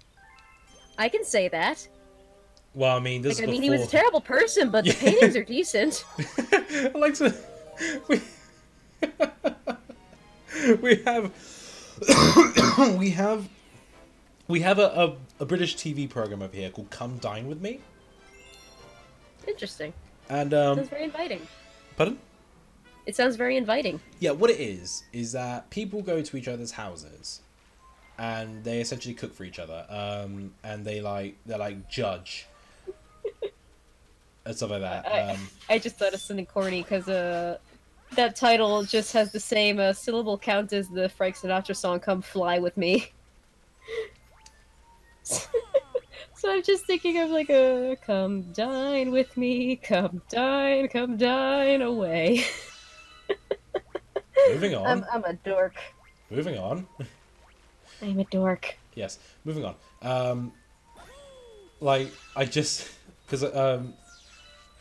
Basically every host serves a starter, a main meal, and a dessert. And during the taxi ride home, they give a score, you know, saying like, starter was good, main dish was alright, so for that I'm gonna give him a 7. The way you're describing it, I just like to imagine if you were on Come Dine With Me, whereas the bastard tried to kill all the Jews, started World War II, and is an absolute bit of a shithead. But his paintings are nice. But dessert was alright. 5. Okay, if we were on Come Dine With Me, you need an entree, a main course, a dessert, right? Yeah. So what would you give me? Starter, not entree. Okay. If you're on British Come Dine With Me, you gotta say the British phrases. We call them entrees here, but yeah. So what would you give me? They are the starter before the main dish. Okay, the starter. What would you give to me? Garlic bread. Garlic bread is good. Garlic bread is the best. It is, especially if it has cheese on it. Cheesy garlic bread's okay. Cheesy garlic bread is okay when you're craving it, but I could go with normal garlic bread. Okay, so what would the main dish be? Chicken curry. Homemade chicken curry. I've never had a curry of any kind before. What would dessert be?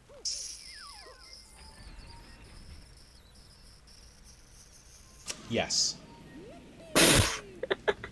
You can't just get away with saying yes, you have to pick a dessert. In my defense, you put me on the fucking spot. Probably would be some cake, why not? What kind of cake, though? A Victoria sponge. I've never had sponge cake before, so I will take you up on that offer. I feel like as a snack, even though this is not in the show Come Dine With Me, I feel like as a snack you would just give me like a load of pasties. No, because pasty is more a meal. Do you even know what's in a pasty? Meat. Meat, potato, swede, and onion. Like the Spanish equivalent of a pasty, a pastelillo is, it can be considered a meal for some people, but to me it's a snack. Because I don't really fill it with that much, I just kind of fill it with American cheese. No, you don't choose the filling, the filling's already done for you. You don't make the filling. I guess that's where pastelillos and pasties differ. We make ours. We choose the filling and we can have some variety. You buy pasties at a bakery. They're already pre-cooked for you when you get them. Well, I've never had pasties, and we don't sell them here, as far as I know, at least. No, of course you don't. There could be a niche bakery that has it, but I wouldn't know, because I don't really go to those kinds of fancy $11 for a brownie bakeries. Where is the bonus star here? Okay, so if this is an episode of Come Dine With Me, the starter would be... What I would give you, the starter would be, Okay, I know what my main dish and dessert would be. The dessert would be brownie a la mode. The main dish would be baked penne or baked mac and cheese, depending on what you prefer. And Baked mac. Whoa, hold on, mac and cheese. yes, baked mac and cheese. That would not get you far in Come Dine With Me. Considering the proper cuisine meals people would cook, you would not make it in the top 3 with macaroni and cheese. But baked, though, with multiple cheeses and spices, though. No, that's not going to make a difference. In fact, you'll probably lose points for it being too fucking fattening. Well, screw that. I liked baked mac and cheese with leeks in it. That's too basic on Come Dine. Okay, then what about baked penne with like 4 different cheeses? What the fuck is a penne? It's a kind of pasta. It's tube-shaped pasta. So mac and cheese. No, not mac and cheese. No, typical mac and cheese is like elbow-shaped noodles. Baked penne is just a straight tube-like noodle. So straight mac and cheese. No, it's not mac and cheese. Is it pasta? It's pasta, yes. Is it with cheese? Not necessarily, unless you want to put cheese on there. You usually have it with tomato sauce. Oh, so a pasta bake. Yes, a pasta bake. So a pasta bake. Yeah, with 4 different cheeses and lots of good herbs and spices, yes. Pasta bake might work. But I don't know what the starter would be. Maybe garlic bread or cheesy bread of some variety? My specialty is more main dish and dessert. Well, if you want to go on Come Dine, you gotta make sure you have a starter. And you also gotta be prepared because the guests will look in your house while you're cooking. Oh, well, my current house is a train wreck, so maybe another time. Maybe if I have a house of my own, then I'll come on Come Dine. Well, I mean, you know, Come Dine is only Britain, so I very much doubt that they're gonna fly to America for a day. Imagine if they did. That'd be if they did spring for that, that could be a fun way of having friends internationally meet up for the first time. That would be pretty expensive, though. It would be pretty expensive, but it would be really interesting to watch. And who says it has to be a regular series? It could be like a limited run sort of thing. Make it an event. Well, I mean, they do Celebrity Come Dine With Me.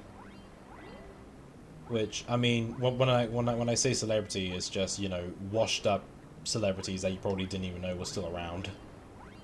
I see. Yeah, that's typically how celebrity guest spots on shows work. Yeah.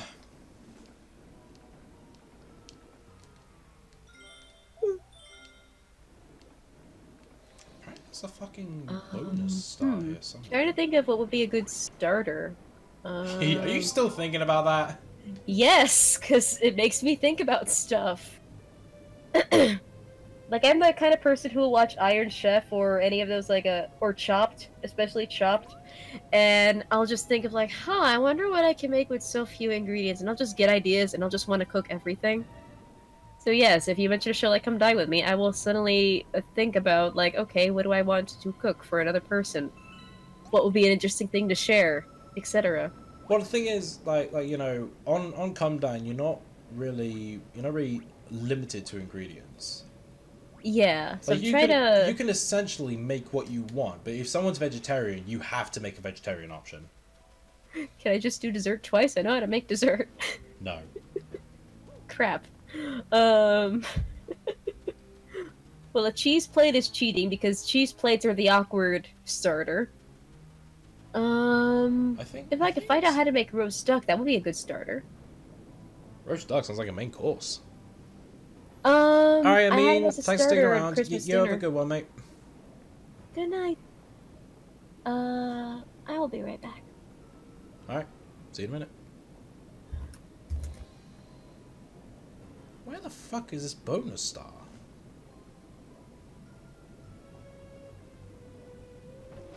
Oh, there is it. No, it's a 1-up.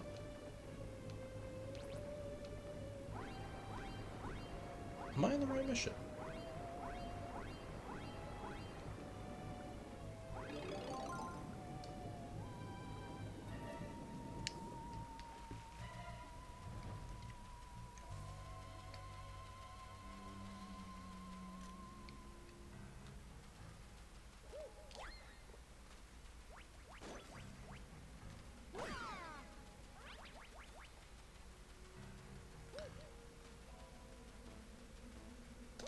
trying to figure out. Okay, so those wouldn't be there for no reason. So, how do I get up there?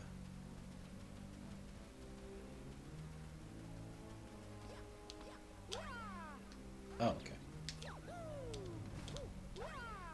Shit.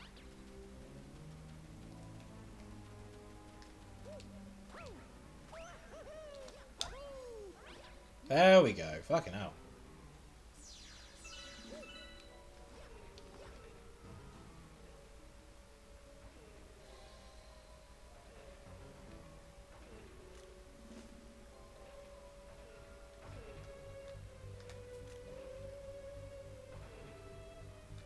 That's gotta be it.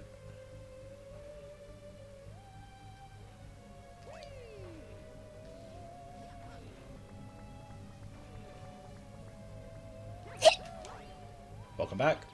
I just arrive and hiccup on cue.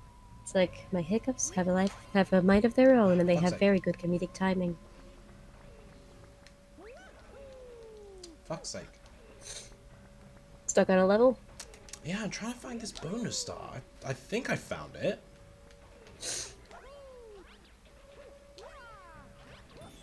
No, I haven't. I wouldn't know anything about finding bonus stars. They never tell you where the secret star is. Yeah. So were you looking up starter ideas by any chance? No, I wasn't. I was, checking something. And, speaking of food, I'm currently now debating what I should eat for dinner. I might make a pasta bake myself. Or a baked penne as we call it in American. Yeah, and I just got and I now have 5 different kinds of cheeses in the house, so that's fantastic. I can experiment with cooking. And I still have a leftover steak that I didn't cook the other day, because I treated myself to steak on New Year's Eve, and I could potentially try to make that and cook that medium rare.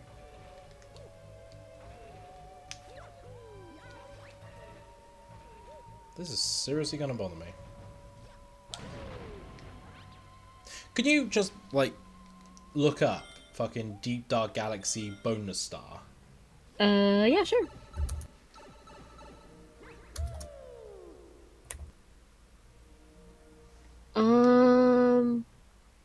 Okay, the first result was something called Boo in a Box. What? The first result was called Boo in a Box, and I clicked on it. Boo in a box? Yeah. Okay, I think that might be it. So what do I do? I'll link you the article in the Discus. In the what?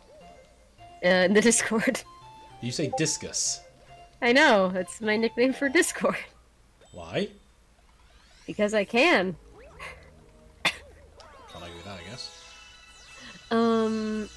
A single boo in this room is holding onto a star. To grab it, you'll have to smash open a crystal high up on the right wall, revealing a light source. Then lure the boo into the light. Normally, you would have to alternate between hitting the gravity switch set in the center and bouncing off the trampolines to hit it again, in order to pull Mario to the right wall. But instead we suggest this easier and faster method. Simply perform a backflip right next to the crystal. Oh, then no, I'm looking at it. Ah! 2 towards the gate. Don't know that. Okay, so go down there.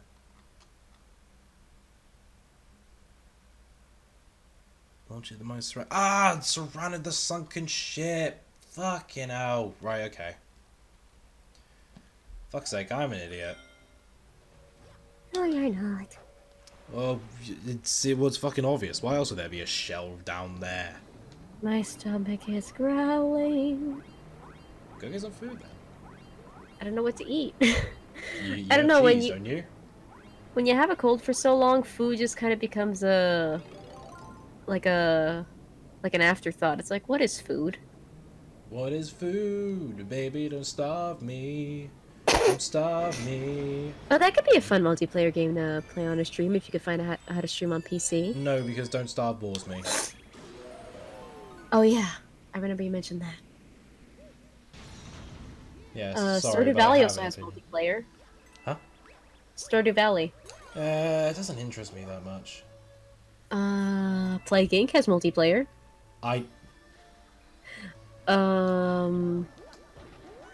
Let's see, what other games have multiplayer? But that's if you could that's if you could find a way to play on PC. Like, that's a big if. Because I've thought about doing live streaming myself, but I have no idea how to do it without, like, some sort of tertiary software. Actually, I do have, for the very short period of time I considered doing Let's Playing on my own, a friend of mine did install an Elgato game capture thing. Well, but apparently you can't stream off of PC directly. You would need, it's basically a 2 PC job. Yeah, you need the actual capture device. Yeah. You can try to make it work on a PS2 though, which makes me think, oh, it would be wonderful to play Burnout. It can work on a PS2, but you need an HDMI adapter. Yeah, like that's a must, but with the adapter, like, after that, you're golden. Yeah, I mean, you know, I'm streaming right from my Nintendo Wii. I just have an AV to HDMI adapter. I mean, Burnout is really a very streamable game, unless you're, like, playing with somebody else and just talking to them, but, it's one of my favorite games, and I just really want to share that with somebody. Well, you can always do what we're doing. Yeah, that too. You sounded very spiteful there. Yeah, that. No, I actually didn't think about that. I was just... I'm a very old-fashioned person. I sometimes forget that, you know, people are so connected these days. Like, I was thinking, like, having someone just sit in my... wherever with me, just looking at the TV as I play Burnout, and just gush over my nostalgia. Hey, I'm Grump. I'm not so Grump. I am not a very grumpy person when I play games. Okay, I was just making a joke, but never mind. Fuck me then for trying to be Mr. Funny Man. Guess I'll just go fuck myself. You know, I was told the reason why, like, I wouldn't be a good Let's Player because I don't embrace memes and because I'm not a very angry person. I don't embrace memes. I embrace the occasional meme, but only if I feel like that meme is timeless or if I specifically find it funny. Like, I'm not just gonna drop memes I don't understand or find funny in a random conversation just for the sake of it. Like that sort of thing. Yeah. Finally got that star. Fucking hell, that was way more painful than that needed to be, that was. Like, I might consider doing Let's Plays, provided I had somebody to kind of bounce off of while doing it, and provided I had a good game to play. Hey, Ravencrow! How's it going, man? Happy 2019 to you too! Hello there, Ravencrow. It's very nice to see you in the stream. I think that's the first time he's ever commented on my stream. Awesome! Yeah, just kind of watching, Henry streams, I just kind of know him as the guy who wears the knuckles. You say the guy who wears the knuckles? Not wears, is the knuckles. I've got my knuckles hat! I think this is the first time I've been able to catch one of these streams. Well, I do stream around this time. It's just about the timing. Normally I stream Tuesdays, Thursdays, and weekends. But I have to stream around this time because of my fucking American fan base. Because, like, you know the YouTube analytics that tells you about, like, statistics and stuff? Yeah, you posted it on Twitter. Apparently most of your fan base is in America. 90%! Yeah, that's a large percentage. How? I thought YouTube's analytics focuses on areas close to you. I don't know. It's weird, man. It's weird. Yeah, it's a time zone. It is. I can also see that you do get some some stuff, or like some people from Henry streams as well, and Henry's based in America as well. Well, yeah, we like that's when Henry and I were more thingy. Yeah. I shan't go into it now. Don't want any drama happening. Yeah, but just based on like that alone, that's my biggest guess as to why you have that like fan base there. Yeah. So, like, yeah, like it's kind of like once you're in one thing or once you do a collab with a certain person, you kind of like certain, like say Channel A does a collab with Channel B, their fan bases become somewhat incestuous, where you kind of see the same people in both crowds, and say both of them do a collaboration with Channel C, then that person starts getting people from A and B, etc. Yeah. So it's just sort of that thing. It's sort of like how Black Butler fans jumped to Hitalia fans jumped to Yuri on Ice, etc. Odd comparison, but sure. The common thread as to why people would jump from those specific shows in that specific order is because those shows have yaoi themes, or a large portion of the fan base really likes yaoi. But yeah, Raven, you kind of missed. I just spent the last God knows how long looking for the fucking bonus star in Deep Dark Galaxy. I couldn't find it for so long. I thought it was like one place. Turns out all I had to do was just break the sunken ship underwater. And I've just been here enjoying my first time on a live stream. Yeah, how are you enjoying your first time so far? One, it's actually quite enjoyable. Two, I will say that I am glad I'm not here just kind of being boring or making a comment or a joke that just kind of gets given the finger and then getting ignored or anything like that. At the end of the day, you're making me interesting. Shit. I mean, I don't know. Oh no! You got squished. Oh!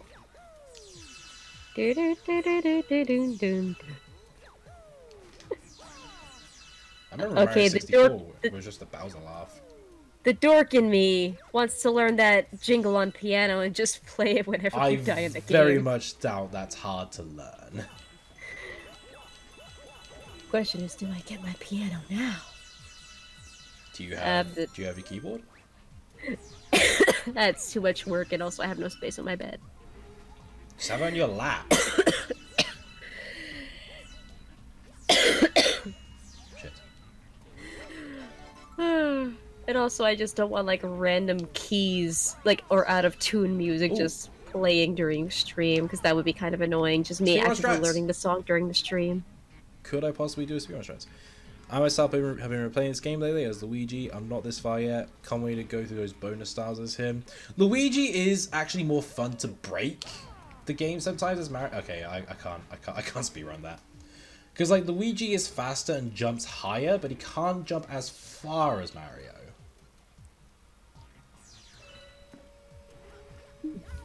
Though it's interesting how they decided to bring that trait of Luigi back, but you know, I guess you gotta make him unique. Well, yeah, you gotta, these days nobody will really settle for a reskin of a character if they play exactly the same. Like, Smash is an exception because... Tails in Sonic 2 say hello. Well, but, you know, those were different storylines, and, you know, say you played one over the other first. They kind of had to play the same just to have that symmetry. But yeah. Like, the only example I can think of where people settled for basically a reskin of a character is Curly in Smash Bros. Because the Echo characters are at least characters that people wanted to see for a very long time, or characters that may not get a game of their own ever again, or anytime soon. So that I can understand. Ravencrow, what's your overall opinion on Mario Galaxy? I mean, you obviously played it once to unlock Luigi. Yeah, I'm just curious, what's your overall thoughts? Ah, you bastard! Fuck's sake! Okay, thank you, invincibility frames. I'll take that. Shut up! I'm still alive.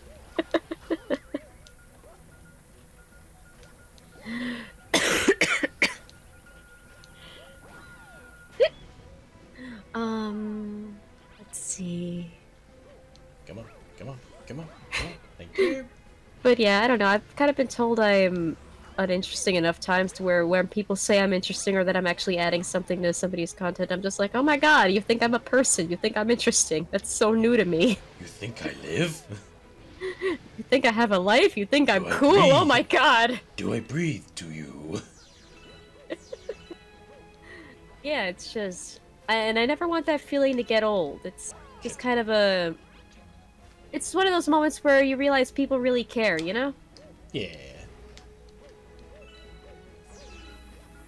And I was just kind of blessed with hearing that a lot in 2018 by a surprising amount of people. I'm just like, oh my god! Like, you think I'm a human being who has, like, valuable insight? I've been told the opposite for so long that I... No. Oh, that's depressing. And It is. It is. It's both of those. Yeah. Actually, just to satisfy my own curiosity. Yeah. I actually want to look up how to live stream on... Because if there's like a... Okay, so if YouTube has its own sort of like in-house like screen capture for live streams, that would be really interesting to do. That'd be a fun way to hold my rounds of Cards Against Humanity. Because my rounds of Cards Against Humanity are absolutely insane. Like, I've screen capped all of the most interesting card results that I've gotten. I'm really not too fond of Cards Against Humanity. Like, It's only fun when you have a lot of people. Well, not just that, but it's like the choices are taken away from you. I prefer use your words because I will give you some good news. So there was so there's a online version of Cards Against Humanity that's not official, that's not from the people who make Cards Against Humanity, that physical card game. It's basically a fan site that the original creators of Cards Against Humanity haven't like reported or sued or anything, which is good. But yeah, that site is not being kept up anymore, and there's currently a question of will they ever come back. However, there are other fans who have kind of replicated that site, or the code at least, and made it more functional and improved upon the original version. Like, the original site where you could play Cards Against Humanity online only allowed 30 blank cards. Well, I'll have you know, the new site that I discovered, which is a mirror of that old site, where you could play Ka on the internet, now allows infinite blank cards. So you can basically have it play like you I know, but it's like, you know, it took a while for them to actually add that as a fan thing before, you know, make it interesting. But it's still not interesting to me. It is an option now, though, so... Yeah. Anyway, I'm gonna call it a stream now. So, before I end off, do you have any final words to say? I will say that this was a very fun experience, and I didn't think live streaming would be so easy, really. Do you want to join more in the future? Thank you for having me on. Yes, if we could find out how to stream on PC, I could try to defeat you and play Gink, perhaps. You can join me in the next Galaxy one. Cool. But yeah, this has been Super Mario Galaxy for the Nintendo Wii. If you like what you've seen, you want to see more, be sure to let me know down below. Check out our sponsor in the description below. I'm pretty sure Author San will link her channel once it's uploaded in the comments. Hey, I'm not saying don't if you want to go ahead. But I don't know, there's not really much on there worth watching now, but I hope to post a critique in the future sometime soon. Well, it's best to get the name out.